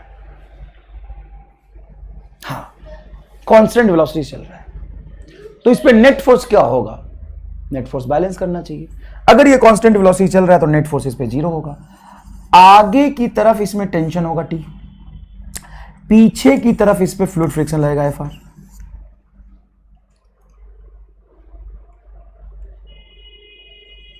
हाँ सर लेकिन ये टेंशन की वैल्यू कितनी होगी? वो तो एक एक्स्ट्रा फोर्स आ गया। When release the block to rightward then constant speed इतना, then coefficient of viscosity between release किया तो ये constant velocity चल रहा है। बेटा constant velocity से सिर्फ यही ब्लॉक चल रहा है कि ये भी चलेगा? सर ये भी constant velocity चलेगा। तो अगर ये constant velocity चल रहा है तो इस पे भी फोर्स बैलेंस होना चाहिए। हाँ नीचे इस पे फोर्स लगेगा mg और ऊपर लगेगा t। mg की वैल्यू बोलिए तो m है 0.02 kg मतलब 0.2 न्यूटन। mg लिखोगे ना, m की वैल्यू इतना और g को 10 से मल्टीप्लाई करोगे तो 0.2 न्यूटन, इतना फोर्स इस पे नीचे लग रहा, तो टेंशन की वैल्यू इतना ही होगी 0.2 न्यूटन। तो जितना टेंशन इस पे लग रहा है उतना ही टेंशन इस पे लगेगा। इस ब्लॉक पे जितना टेंशन आगे उतना फ्रिक्शन पीछे, फ्लूइड फ्रिक्शन। टेंशन T आगे उतना फ्रिक्शन पीछे, तभी तो नेट फोर्स 0, तो वेलोसिटी कांस्टेंट से आगे चलेगा। तो T is equal to fluid friction 0.2, fluid friction की value eta delta V by L into area. अब मैं क्या कर लूंगा, कैलकुलेशन ही तो बताऊंगा, कंसेप्ट तो समझा ही दिया। हाँ मैंने थोड़ा सवाल पढ़ के मुझे लगा था इसकी जरूरत नहीं पड़ेगी, लेकिन इसकी जरूरत है, आई एम सॉरी। देखो यहां पे लिक्विड रख दिया, इस M मास के ब्लॉक को इस कैपिटल M 0.02 kg ब्लॉक से कनेक्ट करके रिलीज किया, तो कांस्टेंट वेलोसिटी से चला। इसका क्या मतलब है? कांस्टेंट वेलोसिटी से कौन चला? दोनों कनेक्टेड, दोनों ही चले होंगे क्योंकि एक ही स्ट्रिंग से कनेक्टेड है। ये कांस्टेंट वेलोसिटी तभी चल पाएगा जब ऊपर का टेंशन नीचे के mg के बराबर होगा, और ये कांस्टेंट फोर्स तभी चल पाएगा जब आगे का टेंशन फ्लूइड फ्रिक्शन के बराबर होगा। तो यहां पे टेंशन mg के बराबर, ये टेंशन mg के बराबर है, तो T को mg के बराबर रख दिया 0.2 न्यूटन, ये रख दिया फ्लूइड फ्रिक्शन का फॉर्मूला। यहां से ईटा निकाल लो, ईटा तुम्हें निकालना है, समझ में आया कि नहीं है? क्या निकालना है? ईटा निकालना है। Coefficient of viscosity of the liquid is, eta निकालना है, बहुत आसानी से निकल जाएगा। ठीक है, अब ईटा की डिपेंडेंसी देख लेते हैं, किन चीजों पे वो डिपेंड करता है, किन चीजों पे डिपेंड करता है। Temperature dependence of the viscosity. Viscosity किसके लिए अपन ने डिफाइन करी है? फ्लूइड के लिए। किसके लिए डिफाइन करी है? फ्लूइड के लिए। विस्कोसिटी हमने किसके लिए डिफाइन किया है? फ्लूइड के लिए। विस्कोसिटी किसके लिए डिफाइन किया? फ्लूइड के लिए। अब साहब फ्लूइड में तो आता है लिक्विड एंड गैस, दोनों आता है। तो अगर मैं टेम्परेचर बढ़ाऊं तो लिक्विड की विस्कोसिटी पे टेम्परेचर का क्या इफेक्ट होगा? जैसे मान लो अभी ठंड का मौसम आने वाला है, तो तुम 20-20 दिन में नहाते हो। क्यों नहाते हो? 20-20 दिन में क्यों नहाते हो? सर बहुत ठंडा लगता है। अच्छा ठंडा तो लगता है, साथ साथ में जो पानी ठंडा होता है, मतलब जिसकी टेम्परेचर बहुत कम है, वो हार्ड होता है। एक काम करो, थोड़ा सा महसूस कर सकते हो, तुम एक काम करो, हल्का सा घर में पानी गर्म कर लो, हल्का सा, ज़्यादा नहीं, गीजर वगैरह लगा होगा, पानी गर्म कर लो और एक फ्रिज में से पानी निकालो, एकदम चिल्ड पानी, आइस नहीं, वाटर, चिल्ड वाटर निकालो, और इधर रखो थोड़ा सा वार्म वाटर, गर्म पानी, और उसमें हाथ दोनों में रखो, ऐसे ऐसे करो, महसूस करो इसको, ऐसे महसूस करो, महसूस करो, ठंडापन का महसूस करो, इधर गर्म महसूस करो। जो फ्रिज से तुमने ठंडा पानी निकाला जो 3-4 डिग्री पे होगा, वो हार्ड लगेगा, मतलब उसके लेयर्स के बीच में कोई सी फोर्स बहुत ज्यादा लग रहा है। पानी जैसे जैसे गर्म करते हैं तो गर्म करने की वजह से थर्मल एनर्जी, हीट अप करने से थर्मल एनर्जी बढ़ जाती है, उस थर्मल एनर्जी की वजह से काइनेटिक एनर्जी उसमें आ जाता है, एजिटेशन, काइनेटिक एनर्जी की वजह से इधर उधर भाग जाता है, एक्स्ट्रा एनर्जी आ जाता है, जिससे कोई सी फोर्स कम हो जाता है। तो टेम्परेचर को जब बढ़ाएंगे तो कोफिशिएंट ऑफ विस्कोसिटी कम हो जाता है। हाई टेम्परेचर पे जो लिक्विड होता है उसके लेयर्स के बीच में कम फोर्स लगते हैं। With the rise in temperature the viscosity of the liquid decreases. This is due to decrease in cohesive force. देखो साफ साफ लिखा है, between the molecules. This cohesion force decreases due to the increase in the kinetic energy due to the rise in temperature. Cohesive force इसलिए decrease करता है। लेकिन gas में कहानी अलग है। लिक्विड की कहानी समझाई अभी, गैस की कहानी अलग है। गैस में क्या होता है? The viscosity of gases increases with rise in temperature. मतलब गैस के लिए जो कोएफिशिएंट ऑफ विस्कोसिटी होता है डायरेक्टली प्रोपोर्शनल टू टेम्परेचर होता है, और लिक्विड के लिए जो कोएफिशिएंट ऑफ विस्कोसिटी होता है इनवर्सली प्रोपोर्शनल टू टेम्परेचर होता है। सर गैस में डायरेक्टली प्रोपोर्शनल कैसे हो जाएगा? देखो क्या होता है। विस्कोसिटी का मतलब क्या होता है बताओ? सर विस्कोसिटी का मतलब है कि जब भी कोई फ्लूइड का लेयर डायरेक्शनल मोशन करेगा उसको अपोज करेगा, उसको कहते हैं हम विस्कोसिटी। ठीक है, मान लो गैस का टेम्परेचर कम है, गैस का टेम्परेचर कम है तो उसकी थर्मल एनर्जी बहुत कम होगी, तो कम स्पीड से इधर उधर भाग रहा होगा। गैसेज में और लिक्विड में रैंडम मोशन होता है। लिक्विड का एक लिक्विड आगे तो एक पीछे, एक आगे ऊपर नीचे, रैंडम मोशन होता है, तो उसकी नेट वेलोसिटी हम कहते हैं 0, डायरेक्शनल मोशन नहीं होता है। अब लिक्विड का है रैंडम मोशन, और वो साथ साथ में चिपके। लिक्विड में रैंडम मोशन बहुत कम होता है, इनफैक्ट लिक्विड मॉलिक्यूल का रैंडम मोशन बहुत कम होता है, साथ साथ चिपके हुए लिक्विड में। टेम्परेचर बढ़ाया, कोहेशन कम हो गया, तो विस्कोसिटी कम हो गई। गैस में रैंडमनेस बहुत ज्यादा होता है। अगर गैस के मॉलिक्यूल को एक डायरेक्शनल मोशन में लेके जाना चाहते हो तो रैंडमनेस की वजह से वो डायरेक्शनल मोशन में नहीं आ पाता है, उसको लाने में दिक्कत होती है, इसी को कहते हैं कि विस्कोसिटी यहां पे ज्यादा है। अब रैंडम है, एक पीछे जा रहा है, एक ऊपर जा रहा है, एक नीचे जा रहा है, सबको बोलूं मैं गेट से आगे निकलो, तो डायरेक्शनल मोशन में आने में दिक्कत आती है। जैसे मान लो 10 आदमी यहाँ पे बैठे हैं, 10 आदमी घर में बैठे हैं, मैं अचानक से बोलूं 10 आदमी घर में बैठे नहीं, टहल रहे हैं आराम से, 10 आदमी गहन चिंता में टहल रहे हैं, बहुत ही हाई लेवल के थिंकर हैं, रामलाल, बाबू, जलेला, पिंकी, प्रिया, चारों ऐसे टहल रही है, सोच रही है कि ये बात समझ नहीं आ रहा, मास्टर क्या पढ़ा रहा है समझ नहीं आ रहा है ना। 4 लोग रूम में बैठ के देख रहे हैं और सोच रहे हैं और टहल रहे हैं रैंडम मोशन में। अचानक से मैं बोलूं कि बम फटा, रूम में बम है, भागो, तो रामलाल तो आगे जा रहा था, अब आगे भागते भागते बम है, पीछे भागेगा। बाबू जलेला ऐसे इधर जा रहा था, अरे बम है, इधर भागेगा, गेट इधर है। तो सारे रैंडम मोशन में थे, तो एक डायरेक्शनल मोशन में आने में थोड़ी दिक्कत आएगी। अब मान लो सबको मैंने सूखा नशा करा दिया है, रामलाल, पिंकी, बाबू जलेला, प्रिया साहब एकदम टन है और पढ़ाई कर रहे हैं, एकदम झूम रहे, डोल रहे, इधर उधर भाग रहे एकदम, और सूखा नशा करा दिया तो रफ्तार भी, भांग खिला दिया, रफ्तार ज्यादा है। अब मैं बोलूं कि गेट से भागो, तो गेट से भागने से पहले रामलाल को लगा तो गेट इधर है, इसमें जो रैंडमनेस बहुत ज्यादा है, तो उसको डायरेक्शनल मोशन में लाने में ज्यादा दिक्कत होगी, और डायरेक्शनल मोशन में लाने में ज्यादा दिक्कत है मतलब विस्कोसिटी ज्यादा है, तो टेम्परेचर बढ़ाने से रैंडमनेस बढ़ जाता है। गैसेज में टेम्परेचर इंक्रीज करने से रैंडमनेस बढ़ता है, और रैंडमनेस बढ़ जाए तो डायरेक्शनल मोशन में लाने में दिक्कत होगी। देखो, the increase in the rate of diffusion of the gas from one moving layer to the other because random motion of the atom increase, random motion of the atom increases, यही तो मैं समझाना चाह रहा था। और रैंडम मोशन होगा तो डायरेक्शनल मोशन में लाना बहुत दिक्कत होगी, समझ आ गया? तो अभी तक जो हमारा डिस्कशन था, पहले सुन लीजिए आराम से, अभी तक जो हमारा डिस्कशन था वो था fluid friction between 2 layer of liquid.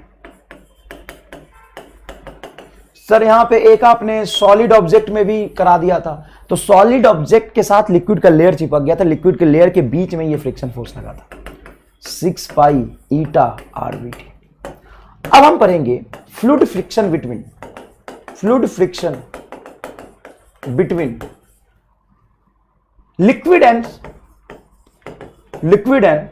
spherical object, spherical solid object। और हमेशा spherical solid object की बात होगी, किसी और ऑब्जेक्ट पे ये फ्लूइड फ्रिक्शन डिफाइन नहीं है। टीचर लोग पढ़ाते समय ये बताते नहीं है, बच्चा अंधेरे में रहता है, कहते हैं सॉलिड और फ्लूइड के बीच में जो फ्रिक्शन लगता है, नहीं, सॉलिड एंड बिटवीन फ्लूइड लिख लो, fluid and spherical solid object के बीच में जो फ्रिक्शन लगता है उसके बारे में हमें थोड़ा चर्चा करना है, उसके बारे में हम चर्चा करना है। उसके बारे में क्या चर्चा करना है, वो फ्रिक्शन कितना लगेगा। जैसे कोई भी सॉलिड ऑब्जेक्ट जब फ्लूइड के लेयर के अंदर जाता है तो लेयर उस पर अपोज करता है। सर स्फेरिकल ही क्यों, किसी और शेप का क्यों नहीं? निकालना मुश्किल था इसलिए लोगों ने नहीं पढ़ाया। तो धन्यवाद क्या लोगों को, निकाल दिए होते ना तो एक और घटिया इक्वेशन याद करना पड़ता और सवाल सॉल्व करना पड़ता। रामलाल इंटेलिजेंट जैसे तू बनता है, जैसे तेरे मन बुद्धि हो, बुद्धि है नहीं, इंटेलिजेंट बनता। Sir why valid in spherical, क्या दूसरे शेप के ऑब्जेक्ट में नहीं लगेगा? लगेगा, लेकिन निकाल नहीं सका लोगों ने। तू निकाल दे या कल को निकल जाएगा तो ज्यादा दिक्कत आएगी आगे पढ़ने में, समझने में। स्फेरिकल ऑब्जेक्ट के लिए ही निकाला गया है। जब भी किसी भी गैस या लिक्विड मतलब फ्लूइड में कोई स्फेरिकल ऑब्जेक्ट भागने की कोशिश करेगा, v वेलोसिटी से मान लो चल रहा है, तो जिधर वेलोसिटी से चल रहा है उसके अपोजिट डायरेक्शन में ये फ्लूइड पीछे की तरफ फ्रिक्शन फोर्स लगाएगा। इसको हम कहते हैं fluid friction between solid spherical object and fluid. इसकी वैल्यू 6 पाई, एक मिनट मैंने तो गलती कर दिया बेटा, ये है ईटा डेल्टा वी बटा डेल्टा एल इंटू एरिया, ये अलग है, ये बिटवीन टू लेयर्स के बीच में जो लगता है। यहाँ पे एक गुजरात वाला जो सवाल किया था हमने सॉलिड ऑब्जेक्ट वाला, ये सॉलिड को रखा है लेकिन यहाँ पे लेयर रखा है 3 mm का।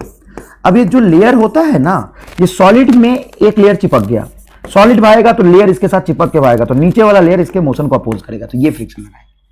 लेकिन कोई सॉलिड ऑब्जेक्ट अगर फ्लूइड में भागने की कोशिश करेगा, स्फेरिकल ऑब्जेक्ट, तो फ्लूइड उसके मोशन को अपोज करने के लिए एक फ्लूइड फ्रिक्शन लगाता है, वो है हम यहां पे पढ़ते हैं F = 6 पाई ईटा RVT।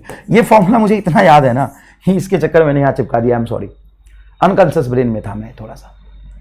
दो लेयर के बीच में फ्रिक्शन लगे तो ये वाला, स्फेरिकल ऑब्जेक्ट और फ्लूइड के बीच में फ्रिक्शन लगे तो ये वाला। और ये वाला आएगा कैसे, इसका पूरा फील मैं आपको दिलाऊंगा, चिंता मत करो। मैंने कल आपको बोला था कि एक काम करना, पानी पे हाथ मारना, तो कई बच्चे बोले कि सर बचपन में हमने किया था। हाँ सही बोल रहे हो, बचपन में हमने भी किया था। बचपन में क्या करते थे बताओ, तो मम्मी नंगो पोंगो बिठा देते थे पानी के पास, ले पानी से खेल, तो छोटे छोटे बर्तन में छोटा छोटा प्लास्टिक में पानी रखा होता था, छप छप इस पे मारते थे। यही तो किया जीवन भर, बचपन के जीवन में। क्या होता है कि आराम से अगर पानी रखो, पानी की सरफेस में हाथ रखो तो पानी डूब जाएगा, और यहां पे जबरदस्ती अंदर हाथ ले जाने की कोशिश करोगे तो इस पानी के सरफेस से 1 सेंटीमीटर नीचे तक भी तुम्हारा हाथ नहीं जाएगा। जितना ज्यादा तेजी में ले जाओगे उतना ज्यादा चोट लगेगा इस पे। हो सकता है हाथ टूट भी जाए। सर पानी मेरा हाथ तोड़ देगा। पानी को तो हम पी जाते हैं, पानी को तो हम खा जाते हैं, पानी से तो हम नहा लेते हैं, पता नहीं पानी से हम क्या क्या करते हैं, पानी मेरा हाथ तोड़ देगा। हाँ करके देख ले, थोड़ा भी उल्टा सीधा लग गया ना हाथ टूट जाएगा। ऐसे ऐसे ऐसे छपा मार, थोड़ा भी टेढ़ा मेढ़ा लगा ना, पानी इतना ज्यादा फोर्स लगा है टूट जाएगा। करके देख ले, समझ आ जाएगा। मतलब सर एक बात समझ नहीं आई कि अगर हम जितना ज्यादा तेजी में, जितना जबरदस्ती करेंगे हाथ को अंदर ले जाने में, पानी उतना ज्यादा फोर्स लगा के मेरे हाथ को रोक देगा, और हम प्यार से हाथ ले जाए तो चला जाएगा। हाँ, और देखिए फिजिक्स कितना लॉजिकल है, कितना डेली लाइफ से रिलेटेड है, कितना नेचुरल है। Sir what does mean by natural? Natural means अगर किसी काम को तुम प्यार से करोगे, आराम से करोगे तो हो जाएगा, लेकिन उसी को करने में जबरदस्ती करोगे, किसी के साथ अगर जबरदस्ती करोगे तो वो तुम्हारे जबरदस्ती का अपोज तो करेगा ही, लेकिन उसको प्यार से मनाओगे तो मान जाएगा। तो जो काम प्यार से हो रहा है उसमें जबरदस्ती करने की जरूरत नहीं है। मतलब अगर कोई सॉलिड, हाथ सॉलिड है, फ्लूइड के अंदर जाएगा, बड़े प्यार से धीरे से कहेगा मैं तुम्हारे अंदर आ जाऊं क्या? फ्लूइड बोलेगा शर्माते आ जाओ, कोई बात नहीं। अगर कोई सॉलिड जबरदस्ती करेगा फ्लूइड के अंदर जाने की, फ्लूइड उसको अंदर नहीं जाने देगा। स्विमिंग पूल की बात करते हैं, मान लो कहीं स्विमिंग पूल है, स्विमिंग पूल में गए होगे या नदी में गए होगे, नदी में एक काम करो, चलने की कोशिश करो, मतलब यहां तक पानी है, चलने की कोशिश करो तो आराम से चल के तुम जा सकते हो, और उसमें दौड़ने की कोशिश करो, तुम दौड़ नहीं सकते। मतलब एक छोटी सी बात यहां पे समझ आई कि कोई भी सॉलिड ऑब्जेक्ट अगर फ्लूइड के अंदर जबरदस्ती करने की कोशिश करेगा, मतलब जितनी ज्यादा वेलोसिटी से जाने की कोशिश करेगा, उतना ज्यादा फ्लूइड फ्रिक्शन लगेगा। सर सॉलिड में तो ऐसा नहीं होता, सॉलिड में अगर v वेलोसिटी चल रहा है तो फ्रिक्शन लगा मान लो म्यू एन, 2 भी चलेगा तो भी फ्रिक्शन म्यू एन, 3 भी चलेगा तो भी फ्रिक्शन म्यू एन। लेकिन यहां पे तुम्हें फील करा के दिखाया ना मैंने, जितनी ज्यादा रफ्तार से जाएगा फ्रिक्शन उतना ज्यादा लगेगा। अच्छा, सॉलिड का जितना क्रॉस एरिया होगा उतना फ्रिक्शन ज्यादा लगना चाहिए। हाँ, एरिया मतलब इसका रेडियस, और एक्चुअल में एक्सपेरिमेंटली हमने देखा तो जो फ्लूइड फ्रिक्शन है वो एरिया के रेडियस के डायरेक्टली प्रोपोर्शनल होता है। और मान लो एक सॉलिड ऑब्जेक्ट पानी में जा रहा है, अच्छा नहीं सॉलिड ऑब्जेक्ट तो छोड़, तुमने पानी में हाथ मारा, तुमने ग्रीस में हाथ मारा, किसमें ज्यादा चोट लगेगा? सर ग्रीस में ज्यादा चोट लगेगा, मतलब ग्रीस का कोएफिशिएंट ऑफ विस्कोसिटी ज्यादा है। इन 3 चीजों पे डिपेंड करता है, वेलोसिटी पे, स्फेरिकल ऑब्जेक्ट के रेडियस पे, और कोएफिशिएंट ऑफ विस्कोसिटी पे। फ्लूइड फ्रिक्शन जो एक फ्लूइड सॉलिड पे लगाएगा, अगर सॉलिड उसमें मूव करने की कोशिश कर रहा है तो वो फ्लूइड फ्रिक्शन होगा उसके वेलोसिटी के प्रोपोर्शनल, रेडियस के प्रोपोर्शनल और ईटा के प्रोपोर्शनल। इन तीनों इक्वेशन को अगर हम मिला दें, इन तीनों इक्वेशन को अगर हम मिला दें तो क्या बन जाएगा? इन तीनों इक्वेशन को अगर हम मिला देंगे तो fluid friction is equal to हो जाएगा वी आर ईटा। लेकिन एग्जैक्टली इतना नहीं लगता, न्यूमेरिकल वैल्यू थोड़ा सा अलग डिफर करता है। तो यहां पे डायमेंशन लेस प्रोपोर्शनल कांस्टेंट आता है 6 पाई, तो ये होता है 6 पाई ईटा आर वी, इसको बोलते हैं हम 6 पाई ईटा आर वी। अगर आप इसको वेक्टर फॉर्म में लिखोगे तो यहां पे आ जाएगा एक माइनस साइन। ये है friction between fluid and solid object.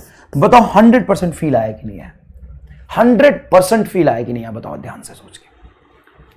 6 pi eta are we, ये कहानी लिखा है, this law gives an expression for the viscous force experienced by the body spherical, लिखा है sphere, moving through the fluid. This expression was given by the English scientist George G Stoke, इसलिए इसको कहते हैं स्टोक्स लॉ।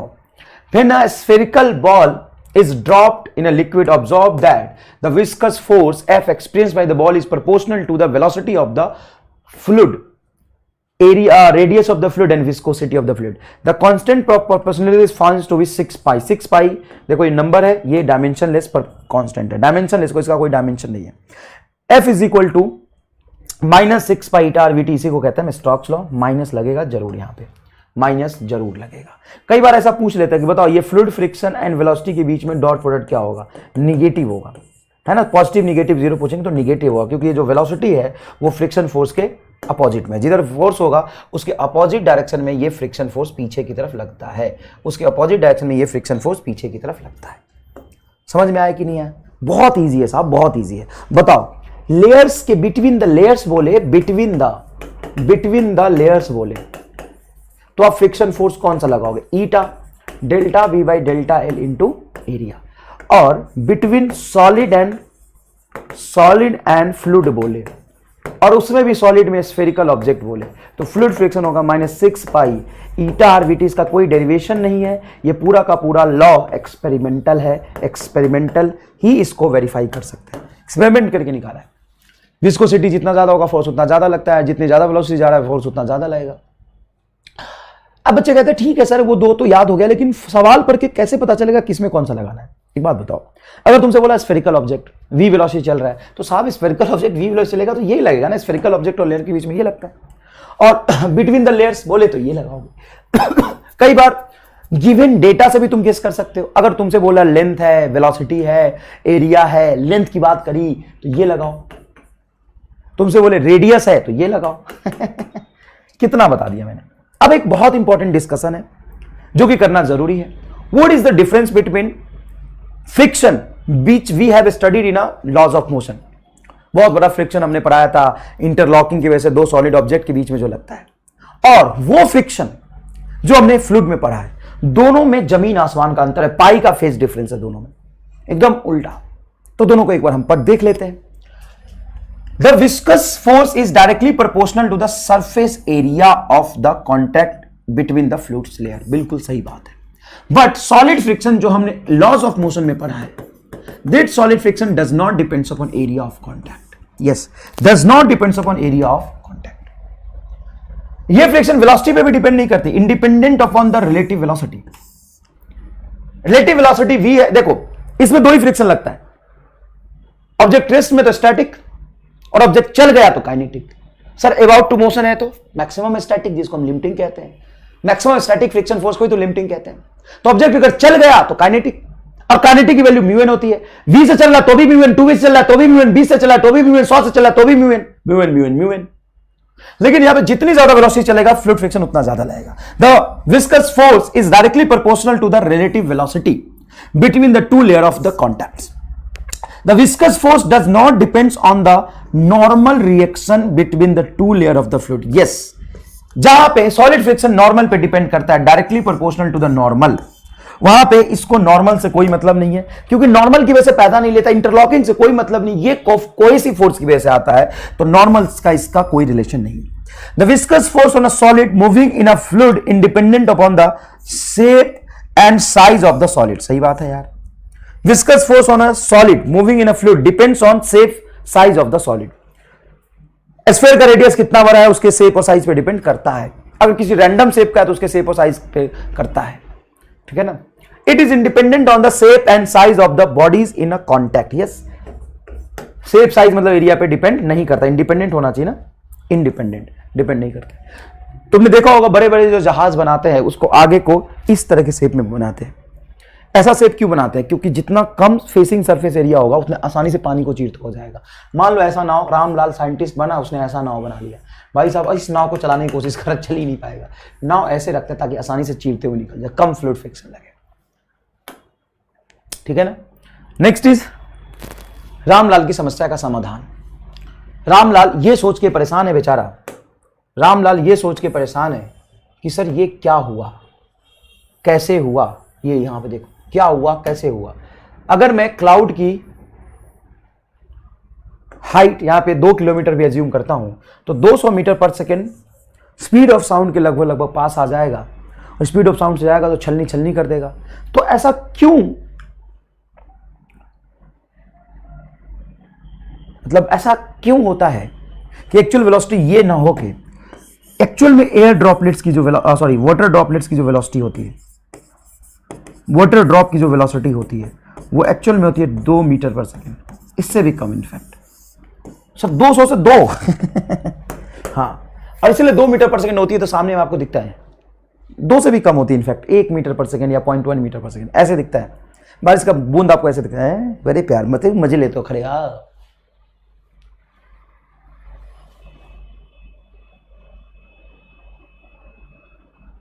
अगर बारिश की बूंद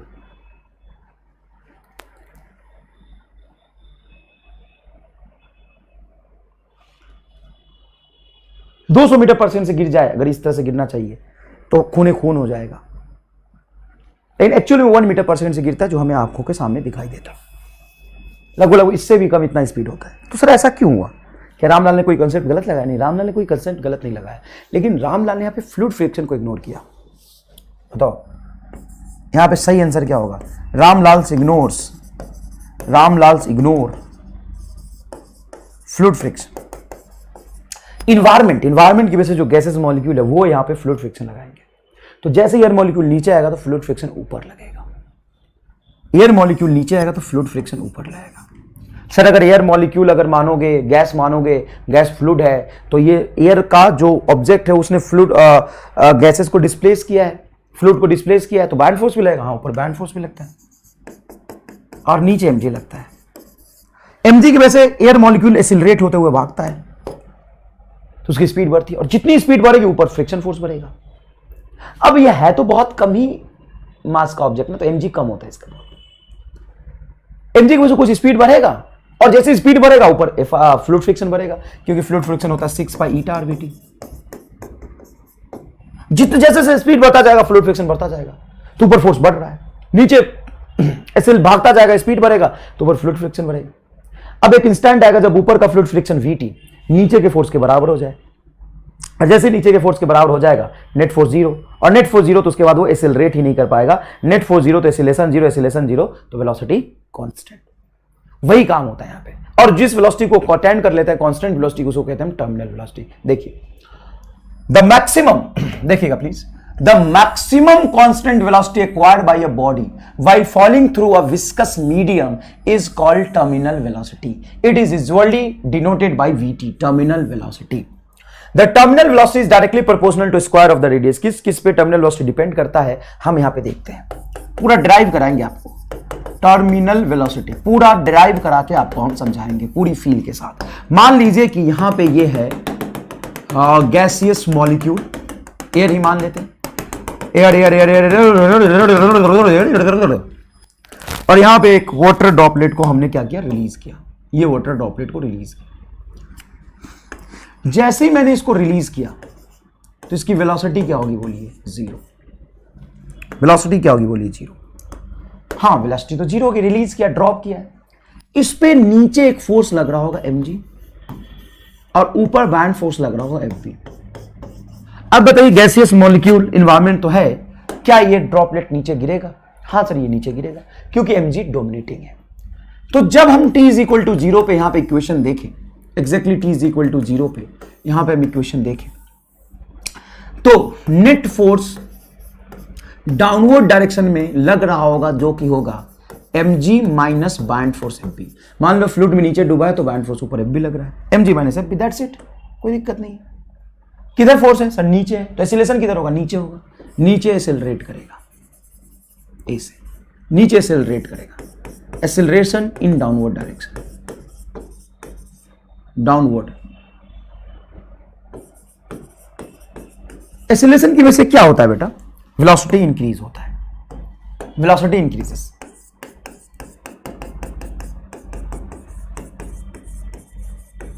वेलोसिटी इंक्रीजेस।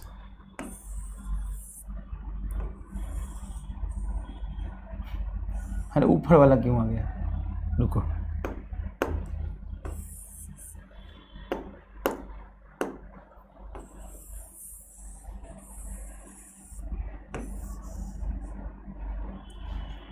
देखो velocity increases due to acceleration in downward direction. अब स्टेटमेंट सही बन रहा है, velocity increases due to acceleration in downward direction. Velocity increase होने से क्या होगा, मुझे तो बस इतना बताओ, वेलोसिटी इंक्रीज होने से क्या होगा? जैसे जैसे इसकी वेलोसिटी इंक्रीज होती जाएगी एक एक्स्ट्रा फोर्स ऊपर और आ जाएगा, नीचे mg, ऊपर एक एक्स्ट्रा फोर्स आ जाएगा fluid friction, that is equal to 6 pi eta Vt। बैंड फोर्स तो आपको पता ही है ऊपर की तरफ लगता है, अब थ्रस्ट फोर्स इसको बोलते हैं। लेकिन सर नेट फोर्स तो नीचे ज्यादा था, एक्सेलरेशन नीचे है, तो नीचे वेलोसिटी बढ़ता जाएगा। नीचे जैसे जैसे ये भागने की वेलोसिटी बढ़ती जाएगी, नीचे जैसे जैसे भागने की वेलोसिटी बढ़ती जाएगी, ऊपर फोर्स बढ़ेगा। भाग नीचे रहा है, रफ्तार बढ़ेगा नीचे, नीचे जितनी रफ्तार से फ्लूइड में भागेगा ऊपर फ्लूइड फ्रिक्शन बढ़ जाएगा। सर मतलब ऊपर फोर्स बढ़ जा रहा है, हाँ। अब सोचो, पहले नीचे की तरफ नेट फोर्स mg था माइनस Fb था, mg था 10 न्यूटन, Fb था 2 न्यूटन, तो नीचे फोर्स था 8 न्यूटन। अब ऊपर एक एक्स्ट्रा फोर्स आने से नेट फोर्स क्या होगा, कम होता जाएगा। जैसे जैसे वेलोसिटी बढ़ेगी फ्लूइड फ्रिक्शन बढ़ेगा, ऊपर नेट फोर्स कम होता जाएगा। अब नीचे था 10 न्यूटन, वेलोसिटी बढ़ने से ऊपर की तरफ हो गया मान लो 3 न्यूटन, पहले नीचे 10 ऊपर 2 था, 3 न्यूटन, फिर वेलोसिटी बढ़ा 4 न्यूटन, फिर वेलोसिटी बढ़ा 5 न्यूटन, फिर बढ़ा 6 न्यूटन, फिर बढ़ा 7 न्यूटन, फिर बढ़ा 8 न्यूटन, बढ़ते बढ़ते mg के बराबर तो आएगा। सर mg पे कोई फर्क नहीं पड़ेगा, नहीं mg तो कांस्टेंट है, और बैंड फोर्स भी आपका कांस्टेंट है, क्योंकि जितना वॉल्यूम डिस्प्लेस किया उसका वेट तो बराबर रहेगा। तो mg नीचे कांस्टेंट है, जैसे जैसे वेलोसिटी बढ़ती जाएगी ऊपर फोर्स बढ़ता जाएगा, एक इंस्टेंट आएगा आफ्टर सम टाइम, सीधा यहां पे पहुंचता हूं, आफ्टर सम टाइम या लार्ज टाइम कुछ समय बाद नेट फोर्स इसका हो जाएगा जीरो। वो होना ही है। क्यों नेट फोर्स जीरो होगा? सर नीचे वाला फोर्स ऊपर वाला फोर्स कभी तो बैलेंस होगा, क्योंकि नीचे कांस्टेंट पहले 10 ज्यादा था, ऊपर धीरे धीरे बढ़ रहा है, नीचे 10 था ऊपर 1 2 3 4 कभी तो बराबर होगा। मतलब नीचे वाला फोर्स mg, ऊपर वाला force band force plus 6 pi ईटा Rvt के बराबर होगा। सर यहाँ पे माइनस भी आता है, वेलोसिटी के अपोजिट दिखाता है, वेलोसिटी के अपोजिट ही तो लगा है। फोर्स जीरो तो सर एक्सेलरेशन जीरो, और acceleration zero, force net force zero तो एक्सेलरेशन जीरो, एक्सेलरेशन जीरो मतलब वेलोसिटी कांस्टेंट, और उसी कांस्टेंट को हम कहेंगे टर्मिनल वेलोसिटी। मतलब जैसे नेट फोर्स जीरो हुआ तो एक्सेलरेशन जीरो हो जाएगा, तो अब वो ऑब्जेक्ट जो चलेगा कांस्टेंट वेलोसिटी चलेगा, जिसको हम टर्मिनल वेलोसिटी कहेंगे। mg को हम क्या लिख सकते हैं, मान लीजिए यहां पे ऑब्जेक्ट की डेंसिटी सिग्मा है, density of object is sigma, object sigma, density of liquid या फ्लूइड इज रो। तो यहां पे क्या लिखेंगे, सिग्मा, वॉल्यूम क्या लिख सकते, सिग्मा इंटू वी लिख सकते हैं ना, वॉल्यूम को लिख लेता हूं 4/3 पाई आर क्यूब इंटू जी, बराबर बाइंड फोर्स क्या हो जाएगा सर, बाइंड फोर्स हो जाएगा आपका रो वी, मतलब 4/3 pi R cube into G, सही लिखा है, plus 6 pi eta are we T, है ना, रेडियस को कैपिटल आर लिखा है। सर एक आर से आर तो कैंसिल हो जाएगा, यहाँ पे कर दो कैंसिल, फिर आर स्क्वायर बचेगा, या फिर आर स्क्वायर बचेगा, इस आर से कैंसिल हो जाएगा। 6 पाई ईटा वी टी को इधर रखो, 6, अच्छा 6 से भी आप चाहें तो पहले इसको इधर ले आओ, चलो इस वाले टर्म को इधर लाओगे तो क्या बनेगा, तो 6 पाई ईटा वी टी, इसको एज इट इज रखता हूँ, इस वाले टर्म को इधर लाता हूँ, इधर लाऊंगा तो बेटा 4/3 पाई बाहर जाएगा, अंदर में बचेगा सिग्मा, रो उधर गया तो माइनस रो इंटू जी, ये बचेगा।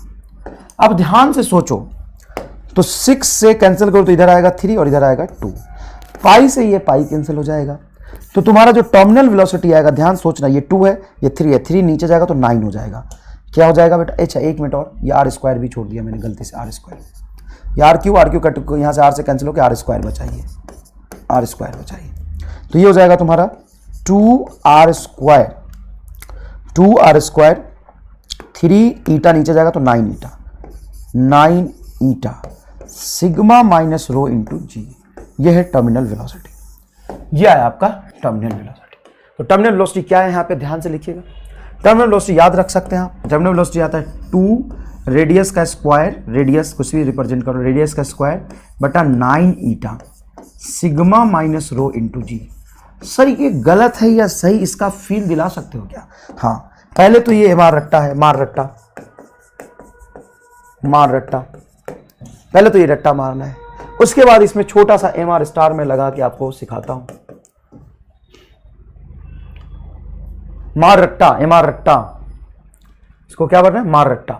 तो जहां पे मार रट्टा लिखा हो उसको रटना ही पड़ेगा बायोलॉजी की तरह। अब इसको फील दिला दे, तो मान लो ऑब्जेक्ट की डेंसिटी और फ्लूइड की डेंसिटी बराबर होता। सर अगर दोनों की डेंसिटी बराबर हो जाए तो जैसे ही आपने गिराया था mg और fb बराबर हो जाएगा, तो नीचे जाएगा नहीं, वेलोसिटी डेवलप ही नहीं होगा, तो टर्मिनल वेलोसिटी सर 0 हो जाना चाहिए। और ये जो तूने MR स्टार लगाया है, इससे कंपेयर करके देख, सही बैठ रहा, सही बैठ रहा, सही बैठ रहा एकदम। सिग्मा बराबर रो, जैसे तुम यहां पे रखोगे VT देखो 0 आ गया, चलेगा ही नहीं। दूसरी बात, जितना ज्यादा विस्कोसिटी होगा, ऑब्वियस सी बात है उसमें चलना उतना मुश्किल होगा, मतलब टर्मिनल वेलोसिटी कम होगी। देखिए यहां पे टर्मिनल वेलोसिटी कम है, जितना बड़ा रेडियस का ऑब्जेक्ट होगा उतना ज्यादा तेजी से भागेगा। Terminal velocity directly proportional radius का whole square. Terminal velocity is directly proportional to difference of the density. Terminal velocity directly proportional to difference of the density. यही बात यहां पे लिखा है, the terminal velocity is directly proportional to the square of the radius of the body. Square of the radius of the body, sphere के लिए बात करना है, क्यूब है नहीं यहाँ पे, सिलेंडर है नहीं यहाँ पे, डिस्क है नहीं यहाँ पे। That's is why bigger rain drops fall with large velocity as compare to the smaller rain drop. बड़ा वाला रेन ड्रॉप ज्यादा वेलोसिटी चलता है, छोटा छोटा रेन ड्रॉप धीरे चलता है, क्योंकि टर्मिनल वेलोसिटी उतना ही अटेंड करेगा जितना बड़ा उसका रेडियस होगा। It is inversely proportional to the viscosity of the medium। देखो coefficient of viscosity के inversely proportional है। It is directly proportional to the difference of the density। directly proportional to the difference of the density। directly proportional to the difference of the density। समझ में आया? अब यहां पे कुछ सवाल। ball is thrown downward with some velocity greater than the terminal speed। ball is thrown with some velocity greater than the terminal velocity। अब किसी बॉल को तुमने नीचे फेंका है v वेलोसिटी से, ये टर्मिनल वेलोसिटी से ज्यादा है। जब आप इसका FBD बनाओगे तो नीचे गैस इस मॉलिक्यूल में, नीचे इसका खुद का वेट mg, नीचे ऊपर बाइंड फ्रिक्शन फोर्स, ऊपर ही बाइंड फोर्स। बताओ ज्यादा कौन होगा? ऑब्जेक्ट जा कहां रहा होगा? नीचे फेंका है तो नीचे जा रहा है। अब मुझे बताओ कि नेट फोर्स किधर आएगा? सर नेट फोर्स ऊपर आएगा। क्यों? क्योंकि टर्मिनल वेलोसिटी से ज्यादा वेलोसिटी है तो ऊपर की तरफ नेट फोर्स होगा। अरे भाई, रफ्तार जितना ज्यादा फोर्स उतना ज्यादा। टर्मिनल वेलोसिटी पे ये फोर्स बैलेंस करता है ना। अगर ये टर्मिनल वेलोसिटी से बराबर चलता है तो ऊपर का फोर्स बराबर नीचे का फोर्स। टर्मिनल वेलोसिटी से ज्यादा है तो ऊपर नेट फोर्स आएगा और वेलोसिटी नीचे है तो क्या ये रिटार्डेशन होगा? हाँ सर, रिटार्डेशन होगा। रिटार्डेशन से स्पीड क्या होगी? सर स्पीड कम होगी। स्पीड कम होगी। स्पीड कम होने से क्या नेट फोर्स भी कम होगा? हाँ, स्पीड कम होने से mg कांस्टेंट, fb कांस्टेंट, मतलब ऊपर का फ्रिक्शन फोर्स कम होगा। ऊपर फोर्स लग रहा तो ऊपर का फोर्स नीचे जैसे कम होता जाएगा और नेट फोर्स कम होते होते एक इंस्टेंट आएगा जब नेट फोर्स हो जाएगा 0। नेट फोर्स 0 तो वेलोसिटी कांस्टेंट। तो तुरंत होगा या थोड़ा समय लगेगा? थोड़ा समय लगेगा। रिटार्डेशन होगा, धीरे धीरे चलेगा, थोड़े समय बाद रुक जाएगा। अब इस 4 में से कौन सा ग्राफिकली इसको सही बता रहा है? तो सबसे पहले गलत ग्राफ ढूंढो। t = 0 पे वेलोसिटी ज्यादा थी। यहां पे देखो t = 0 पे दो ऑब्जेक्ट की वेलोसिटी, यहां पे वेलोसिटी टाइम ग्राफ है, यहां पे वेलोसिटी दिखाया हुआ है 0। तो c और d तो गलत ही हो गया ना। t = 0 पे वेलोसिटी v है या 0 है? सर कुछ वेलोसिटी v है, तो दोनों गलत हो गए। तो ये दोनों ग्राफ तो आपके क्या हो गए? गलत हो गए। और धीरे धीरे वेलोसिटी डिक्रीज होता जाएगा और कांस्टेंट वेलोसिटी को अटेन कर लेगा। देखिए वेलोसिटी वर्सेस टाइम ग्राफ ये ऐसा बनेगा। इसका कोई इक्वेशन हम यहाँ पे ड्राइव करके ग्राफ नहीं बनाते, सिंपल ये देखिए इस तरह का कुछ स्मूथ कर्व लेते हुए डिक्रीज करेगा और फिर वेलोसिटी क्या हो जाएगा? कांस्टेंट हो जाएगा। इन दोनों में से सही ग्राफ कौन सा है? बी और ए में से बी सही है, ए गलत है। ए गलत क्यों है? क्योंकि ए ग्राफ सडन चेंज ला रहा है। देखना, ए ग्राफ कह रहा है कि वेलोसिटी डिक्रीज होता जाएगा और एक इंस्टेंट पे डिक्रीज होकर कांस्टेंट हो जाएगा। ऐसे थोड़ी ना होता है। लीनियरली थोड़ी वेलोसिटी डिक्रीज होगा। टाइम के साथ वेलोसिटी लीनियरली थोड़ी डिक्रीज हो रहा है। ये तो स्मूथ धीरे धीरे धीरे धीरे डिक्रीज हो जाएगा। स्मूथ डिक्रीज होते होते कांस्टेंट हो जाएगा, फिर चलता रहेगा। अगर सर पिछले वाले यहां पे इक्वेशन में देखें, यहां पे अगर आप टर्मिनल वेलोसिटी और टाइम का ग्राफ बनाएं तो सर टाइम और टर्मिनल वेलोसिटी में तो कोई रिलेशन दिख ही नहीं रहा। हाँ, नहीं दिख रहा। रिलेशन हम ड्राइव करते भी नहीं है। हम यहाँ पे ग्राफ रफ बनाते हैं। कैसा ग्राफ बनेगा? तो देखो इनिशियल वेलोसिटी क्या थी? 0 थी। यहां पे ड्रॉप किया था। धीरे धीरे क्या हुआ था? बताओ धीरे धीरे क्या हुआ था? बताओ ना सर। धीरे धीरे वेलोसिटी बढ़ा था। देखो धीरे धीरे वेलोसिटी इंक्रीजेस, वेलोसिटी बढ़ता गया बढ़ता गया बढ़ता गया, लेकिन एक्सीलरेशन कम होता जा रहा है। एक्सीलरेशन क्यों कम होता जा रहा है?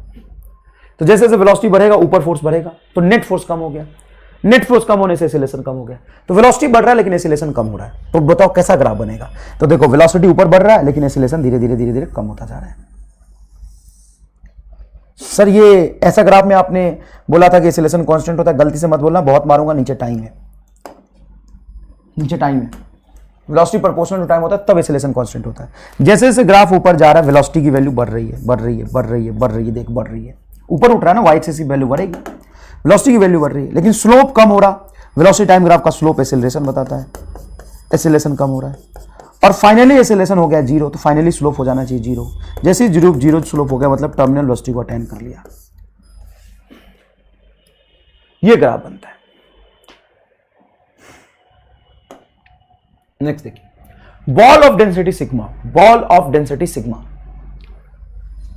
and radius r is dropped on the surface of a liquid of density rho from the certain height if speed of the ball does not change even on entering the liquid and viscosity of the liquid eta, then height from which the ball is dropped. Ball of density sigma and radius r is dropped on the surface of liquid of density rho, dropped from surface of liquid of density rho. यहां पे full stop हो गया। If speed of the ball does not change even entering in a liquid, liquid में inter करने के बाद भी उसकी स्पीड चेंज नहीं हुई, मतलब लिक्विड में अंदर गया तो स्पीड चेंज नहीं हुई, वो तो तभी हो सकता है जो टर्मिनल वेलोसिटी अटेन कर चुका होगा। आप यहां पे समझने की कोशिश करिए। यहां पे जब आपने टर्मिनल वेलोसिटी डिफाइन किया था तो जैसे ही अंदर गया तो यहां पे ड्रॉप किया था। अगर मान लो किसी v वेलोसिटी से अंदर गया, चलो ये केस देख लो, ये केस देख लो। इसने बोला था ना ball is thrown downward with some velocity greater than terminal velocity. अगर मैं टर्मिनल वेलोसिटी से थ्रो करता तो क्या होता? तो सर अगर वेलोसिटी टर्मिनल वेलोसिटी के बराबर होती तो पक्की बात है ऊपर फ्लूइड फ्रिक्शन और बैंड का फोर्स mg के बराबर होता। फ्लूइड फ्रिक्शन एंड बैंड का फोर्स mg के बराबर होगा, तभी तो टर्मिनल वेलोसिटी से आपने थ्रो किया होगा। जैसे ही मान लो यहां पे बॉल इंटर करा, जैसे ही यहां पे बॉल इंटर करा, जैसे ही बॉल इंटर करा, तुरंत से ऊपर दो फोर्स लगेगा, बैंड फोर्स और फ्लूइड फ्रिक्शन। अब वो इतने वेलोसिटी से नीचे इंटर करा है कि बैंड फोर्स और फ्लूइड फ्रिक्शन का सम mg के बराबर हो गया, तो नेट फोर्स 0 हो जाएगा। लेकिन ये तो इंटर करने के बाद नेट फोर्स 0 हुआ ना, जब तक वो बाहर था तो ना तो फ्लूइड फ्रिक्शन लगेगा इस लिक्विड की वजह से और ना ही बैंड फोर्स लगेगा, जब तक बाहर था। हाँ, तो जब तक बाहर था तब तक वो एक्सीलरेट होता गया, h हाइट चलने के बाद किसी v वेलोसिटी को गेन कर चुका था, वो वेलोसिटी टर्मिनल के बराबर होगी। तो कितना गेन करता है h हाइट गिरने के बाद? एक्सीलरेशन ड्यू टू ग्रेविटी की वजह से, तो v is equal to root under 2gh velocity gain किया होगा, और ये एक्जैक्टली टर्मिनल के बराबर हो गया था। इसीलिए नेट फोर्स बैलेंस हो गया, वेलोसिटी चेंज नहीं हुई। टर्मिनल वेलोसिटी कितना होता है sir? 2/9 r square by eta sigma minus rho into g, ये होता है। रूट को उस तरफ ले जाऊंगा तो स्क्वायर हो जाएगा, तो ये हो जाएगा, तुम्हारा h निकालना है ना, तो स्क्वायर हो जाएगा, तो ये हो जाएगा आपका 2r square by 9 eta sigma minus r into g का होल स्क्वायर बटा 2g divided by 2g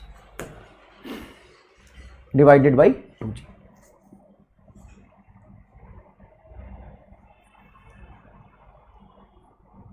divided by 2g आएगा। सिग्मा माइनस रो जी का होल स्क्वायर, जी से कैंसिल करोगे, अच्छा ये जी का होल स्क्वायर जी से कैंसिल करो तो कट के बाहर आ जाएगा जी, देखो ना स्क्वायर करने की वजह से जी का स्क्वायर है और ये 2 है, देखो सारे मल्टीप्लाई में है ना, ये सिग्मा माइनस आर का whole square g square r का पावर 4 2 का स्क्वायर और 2 से कैंसिल करोगे तो ये आएगा 2, तो बाहर बचेगा 2g, बाहर बचेगा 2g, अंदर में हो जाएगा आर स्क्वायर बटा 9 ईटा सिग्मा माइनस रो का होल स्क्वायर, ये आएगा। D is your correct answer, 2g sigma minus rho r square बटा 9 ईटा एकदम सही है। Viscous drag force depends on size of the body, yes, velocity of the body, viscosity of the fluid, D is your correct answer, yes, चारों चीजों पे depend करेगा। Next देखिएगा, the terminal velocity of the small sized spherical body of radius r falling vertically in a viscous liquid is given by the proportionality.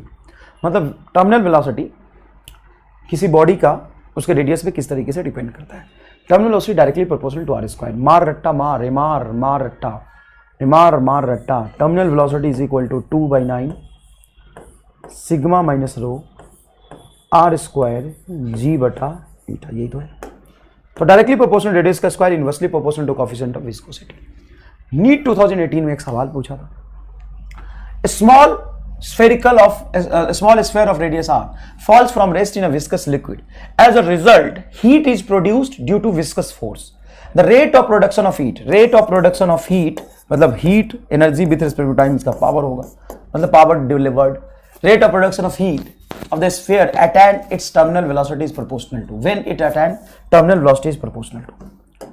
तो देखो power का formula होता है फोर्स इंटू वेलोसिटी, और टर्मिनल वेलोसिटी जब वो attain कर दिया था तो फ्रिक्शन फोर्स की वजह से the rate of production of heat proportional to the viscous force, as a result heat produce due to viscous force, heat produce due to viscous force, the rate of production of heat due to viscous force, सिर्फ viscous force की वजह से पूछ रहा है, तो viscous force into उसकी terminal velocity, यही तो हो जाएगा आपका power, rate of production of heat. Energy per second power होता है, और एनर्जी पर सेकेंड पावर को हम कहते हैं F.V। The rate of production of heat पूछा है, मतलब इंस्टेंटेनियस, रेट मतलब इंस्टेंटेनियस, डिफरेंशिएशन मतलब किसी इंस्टेंट पे पावर डिलीवर्ड। फोर्स होता है 6 pi eta are we T, और ये वी टी पहले से फोर्स का फॉर्मूला लिखा है 6 pi eta are we t. Proportional sign पूछा है आर पे, तो यहां से आर के डायरेक्टली प्रोपोर्शन आ गया, लेकिन ये टर्मिनल वेलोसिटी भी तो आर पे डिपेंड करता है। वीटी इंटू वीटी क्या हो जाएगा? वीटी का स्क्वायर, और आप जानते हैं टर्मिनल वेलोसिटी होता है आर स्क्वायर के प्रोपोर्शनल, तो टर्मिनल वेलोसिटी का होल स्क्वायर आर का पावर 4 होगा इंटू आर, तो ये हो जाएगा आर इंटू आर का power 4 is proportional to r का पावर 5। ये हो जाएगा आपका आंसर नंबर डी, नीट 2018 में पूछा था। मुश्किल सवाल है, बच्चे इसको नहीं करके आ पाए थे क्योंकि समझ नहीं आ पाए थे कि पावर पूछ रहा है, पावर F.V होता है।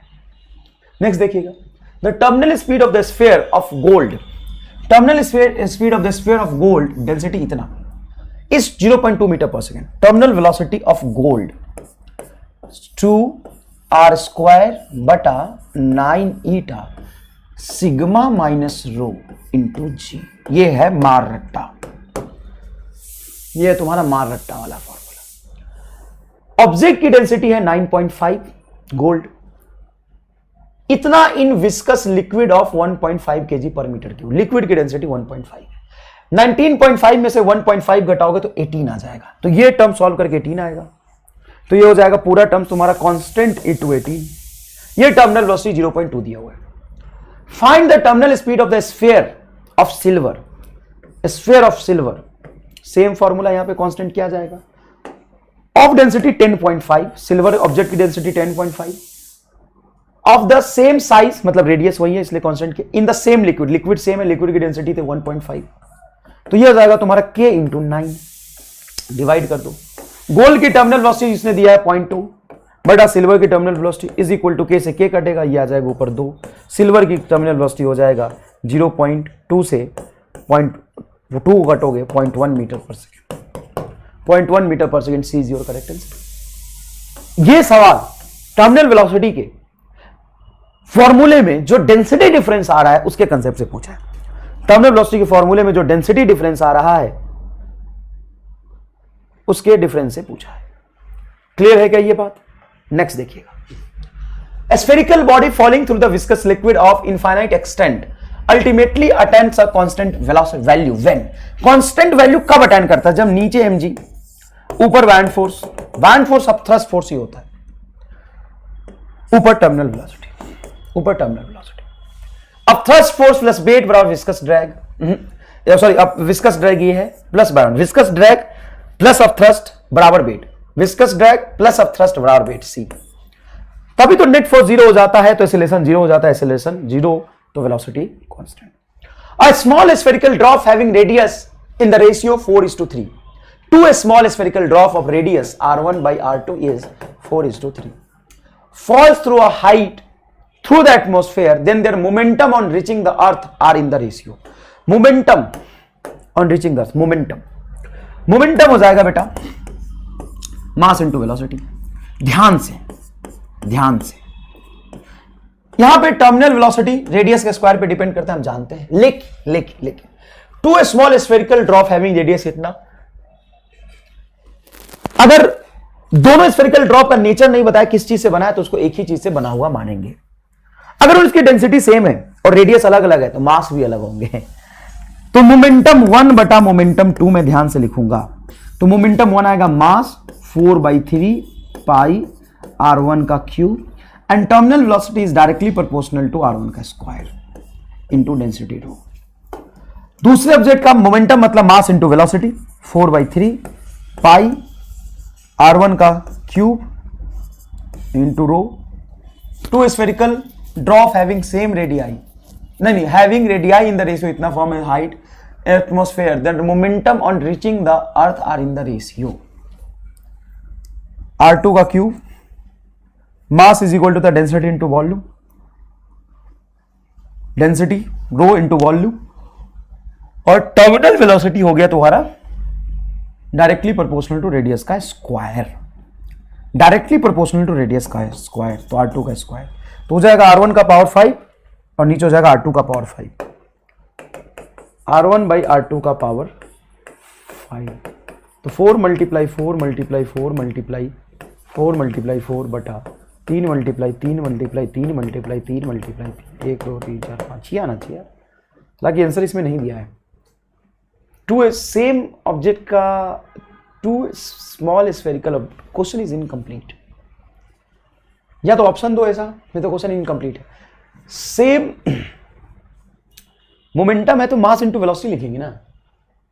मोमेंटम तो मास इंटू वेलोसिटी होगा ना.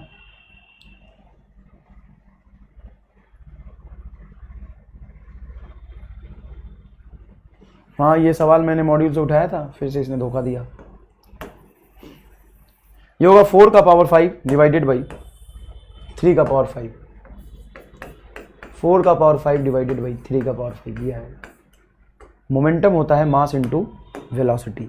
वेलोसिटी टर्मिनल वेलोसिटी अटेंड कर लेगा, डायरेक्टली प्रोपोर्शनल रेडियस के स्क्वायर होगा, डायरेक्टली प्रोपोर्शनल रेडियस का स्क्वायर होगा। 4:2 4:4 ऑप्शन ही पागल जैसा बना है। मॉड्यूल्स अगर सवाल कर रहे हैं और सही कंसेप्ट लगा रहे हैं तो चिंता मत करिएगा, बहुत सारे सवाल का आंसर गलत दिया हुआ।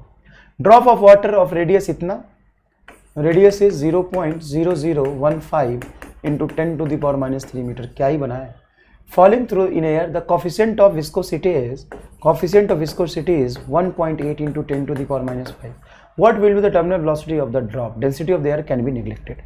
Density of the air can be neglected.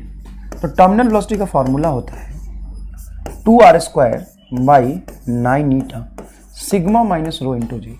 अगर डेंसिटी ऑफ द एयर को मैं निगलेक्ट कर लूँ तो ये रो की वैल्यू को मैं 0 मान सकता हूँ, मतलब बैंड फोर्स उसमें नहीं लग रहा है। टर्मिनल विस्कोस जो आपका रो है उसको हम नेग्लेक्ट कर रहे हैं। Terminal velocity of the density of the air can be neglected. Drop of water, water का ड्रॉप एयर में चल रहा है तो वाटर की डेंसिटी इंटू सिग्मा को हम नेग्लेक्ट करेंगे, तो ये हो जाएगा 2r रेडियस। तो रेडियस हो जाएगा तुम्हारा 10⁻1 2 3 4 10⁸ लिख देता हूँ 150 15 इंटू 10⁻1 2 3 4 10⁻7। तो ये हो जाएगा 15 इंटू 10⁻⁻7 का होल स्क्वायर बटा 9 इंटू ईटा की वैल्यू है 1.8 into 10⁻⁵ multiply sigma. SI unit में वाटर की डेंसिटी होता है 10⁻³ 10⁻³ इंटू जी की वैल्यू हो जाएगी 10। इसको सॉल्व कर लीजिए, बस सॉल्व करना और कोई खास बात नहीं। नीट 2019 ओडिशा वाले सेक्शन में एक सवाल पूछा था टर्मिनल वेलोसिटी का, देखिएगा। 2 small spherical metal ball having equal masses equal masses, ऐसे बोल देना इक्वल मासेस तो एक सवाल होता है, एक ये क्वेश्चन हुआ, घटिया सवाल। इक्वल मासेस बोलो, ये सेम डेंसिटी की बोलो तो सही। Are made from the material of density ρ1 and ρ2। पहले स्फेरिकल मेटल का डेंसिटी है 8 ρ2 के बराबर, ठीक है, कोई दिक्कत नहीं है। ρ1 is 8 ρ2 and having radius 1 mm and 2 mm, ठीक है। रेडियस पहले का है 1 mm और दूसरे का रेडियस है 2 mm। Respectively, they are made to fall vertically from rest in a viscous medium whose coefficient of viscosity is eta and whose density is 0.1 ρ2। मतलब जो मीडियम की डेंसिटी है वो डेंसिटी है 0.1 ऑफ ρ2, ठीक है, 0.1 of ρ2। Then ratio of the terminal velocity between, तो पहले मेटल के लिए जब टर्मिनल वेलोसिटी देख लिखेंगे तो जितने भी कांस्टेंट पैरामीटर्स को इग्नोर करिए, जैसे 2 हटाओ, 9 हटाओ, ईटा लिक्विड की कोएफिशिएंट ऑफ विस्कोसिटी दोनों के लिए सेम होगा, ये दोनों सेम लिक्विड में चल रहा है, उसको हटाओ, जी हटाओ, तो बचेगा क्या? Density difference. पहले की डेंसिटी ρ1 जिसको हम 8 ρ2 कह सकते हैं, ρ1 इज 8 ρ2 माइनस लिक्विड की डेंसिटी है 0.1 ρ2, बढ़िया है, इनटू पहले का रेडियस 1 mm का होल स्क्वायर, तो यहां पे सीधा लिखिए ना 1 mm का होल स्क्वायर, रेडियस का होल स्क्वायर, यही बचा।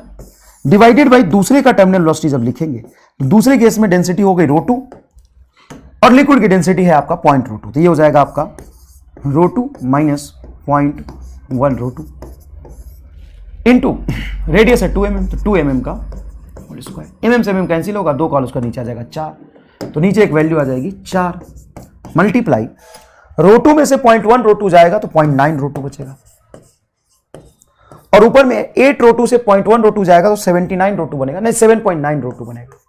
8 में से 0.1 जा रहा है तो 7.9 ρ2। ध्यान से देखिएगा तो ρ2 से ρ2 कैंसिल होगा, ये पॉइंट से पॉइंट कैंसिल करेंगे तो ऊपर आ जाएगा 79 और 9 मल्टीप्लाई 4 हो जाएगा 36, 79/36 79/36 इज योर करेक्ट आंसर। कितना एफर्टलेस क्वेश्चन सॉल्व हो रहा है। नेक्स्ट देखिएगा, 2 equal drop are falling through the air, 2 equal drop, identical drop, equal drop है, मान लीजिए इसकी रेडियस है r, इसकी रेडियस है r, through air with steady velocity 5 metre per second. इन दोनों का टर्मिनल वेलोसिटी है 5 मीटर पर सेकेंड, है ना, इक्वल मास के हैं, इक्वल डायमेंशन के हैं, इक्वल रेडियस के हैं, वो दोनों वाटर के ड्रॉप है, दोनों 5-5 मीटर से चल रहा है। If 2 water droplets Coolidge the new terminal velocity will B, दोनों मिलके एक बन गया तो नया टर्मिनल वेलोसिटी क्या होगा? देखो बेटा, terminal velocity is equal to 2/9, देखो 2/9 का फैक्टर चेंज होगा नहीं, coefficient of viscosity of air, जो वाटर ड्रॉप एयर में गिर रहा है, सिग्मा माइनस रो, कोलिज कर भी गया तो वाटर और एयर की डेंसिटी तो चेंज हुई नहीं, जी तो चेंज हुई नहीं, चेंज क्या हुआ सिर्फ आर को, मतलब terminal velocity is directly proportional to r square. Radius change हुआ है बस। अब रेडियस कितना चेंज हुआ हमें निकालना पड़ेगा। कैसे निकालेंगे? तो देखो, जब दोनों मिलके बनाए तो दोनों का ना मिलके जो नेट वॉल्यूम होगा वो इसका वॉल्यूम आएगा, क्योंकि मास तो कंजर्व ही रहेगा ना, मास कंजर्व रहेगा, दोनों वाटर वाटर डेंसिटी सेम है तो वॉल्यूम सेम होगा। इसका वॉल्यूम बोलो एक का 4/3 पाई आर क्यू, एक का वॉल्यूम है। 2 से मल्टीप्लाई करो तो टोटल वॉल्यूम हो जाएगा। मिलके एक कैपिटल आर रेडियस का ड्रॉप बना तो 4/3 पाई कैपिटल आर क्यूब, ये इससे कैंसिल हो जाएगा। तो capital R cube is equal to होगा 2 times of small r cube. Cube को उधर ले जाएंगे तो r is equal to cube root of 2 into small r. ठीक है, 2 का पावर, क्यूब रूट का मतलब तो 2 का पावर 1/3। बड़े का टर्मिनल वेलोसिटी हो जाएगा VT dash directly proportional to capital R square, और छोटे का V R square. Capital R square को क्या लिख सकते हैं? तो ये रहा आपका आर का वैल्यू। इसका स्क्वायर करके क्या लिखोगे? तो इसका स्क्वायर करके लिखोगे 2 का पावर 1/3 था, स्क्वायर करोगे तो ये हो जाएगा 2/3। अरे बेटा, इसका स्क्वायर करोगे तो ये है क्या असल में? 2 का पावर 1/3 इंटू आर। इसको स्क्वायर अगर तुम करोगे तो 2 का पावर 2/3 हो जाएगा इंटू आर स्क्वायर। इस आर स्क्वायर को हम वीटी कह सकते हैं, तो VT dash is equal to 2 का पावर 2/3 इंटू वीटी हो जाएगा, 2 का पावर 2/3।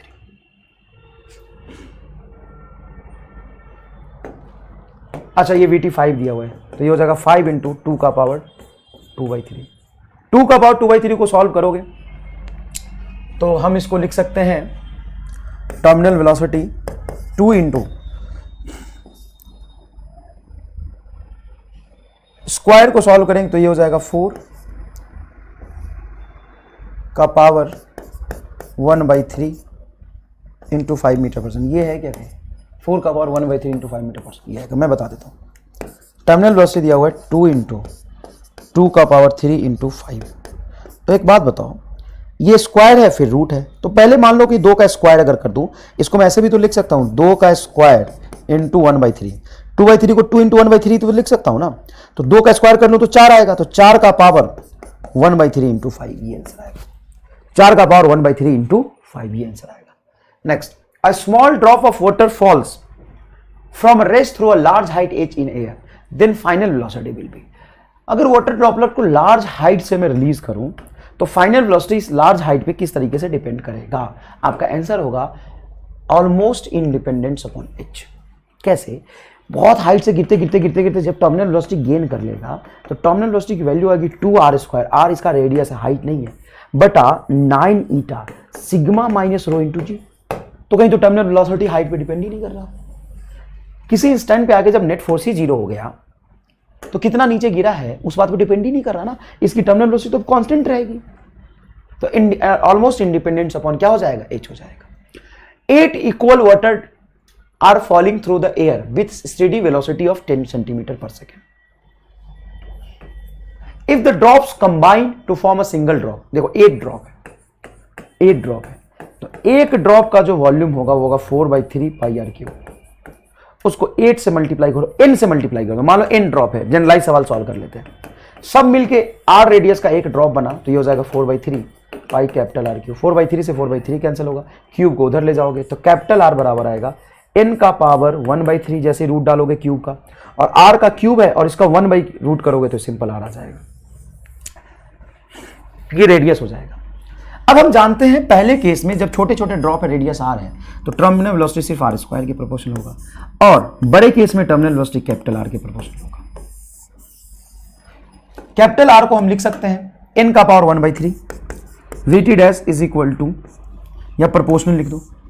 कैपिटल R स्क्वायर को क्या लिख सकते हो? n का power 2/3 into small r square. What is the small r square? Small r square is nothing but VT, तो VT dash is equal to n का पावर 2/3 इंटू वीटी।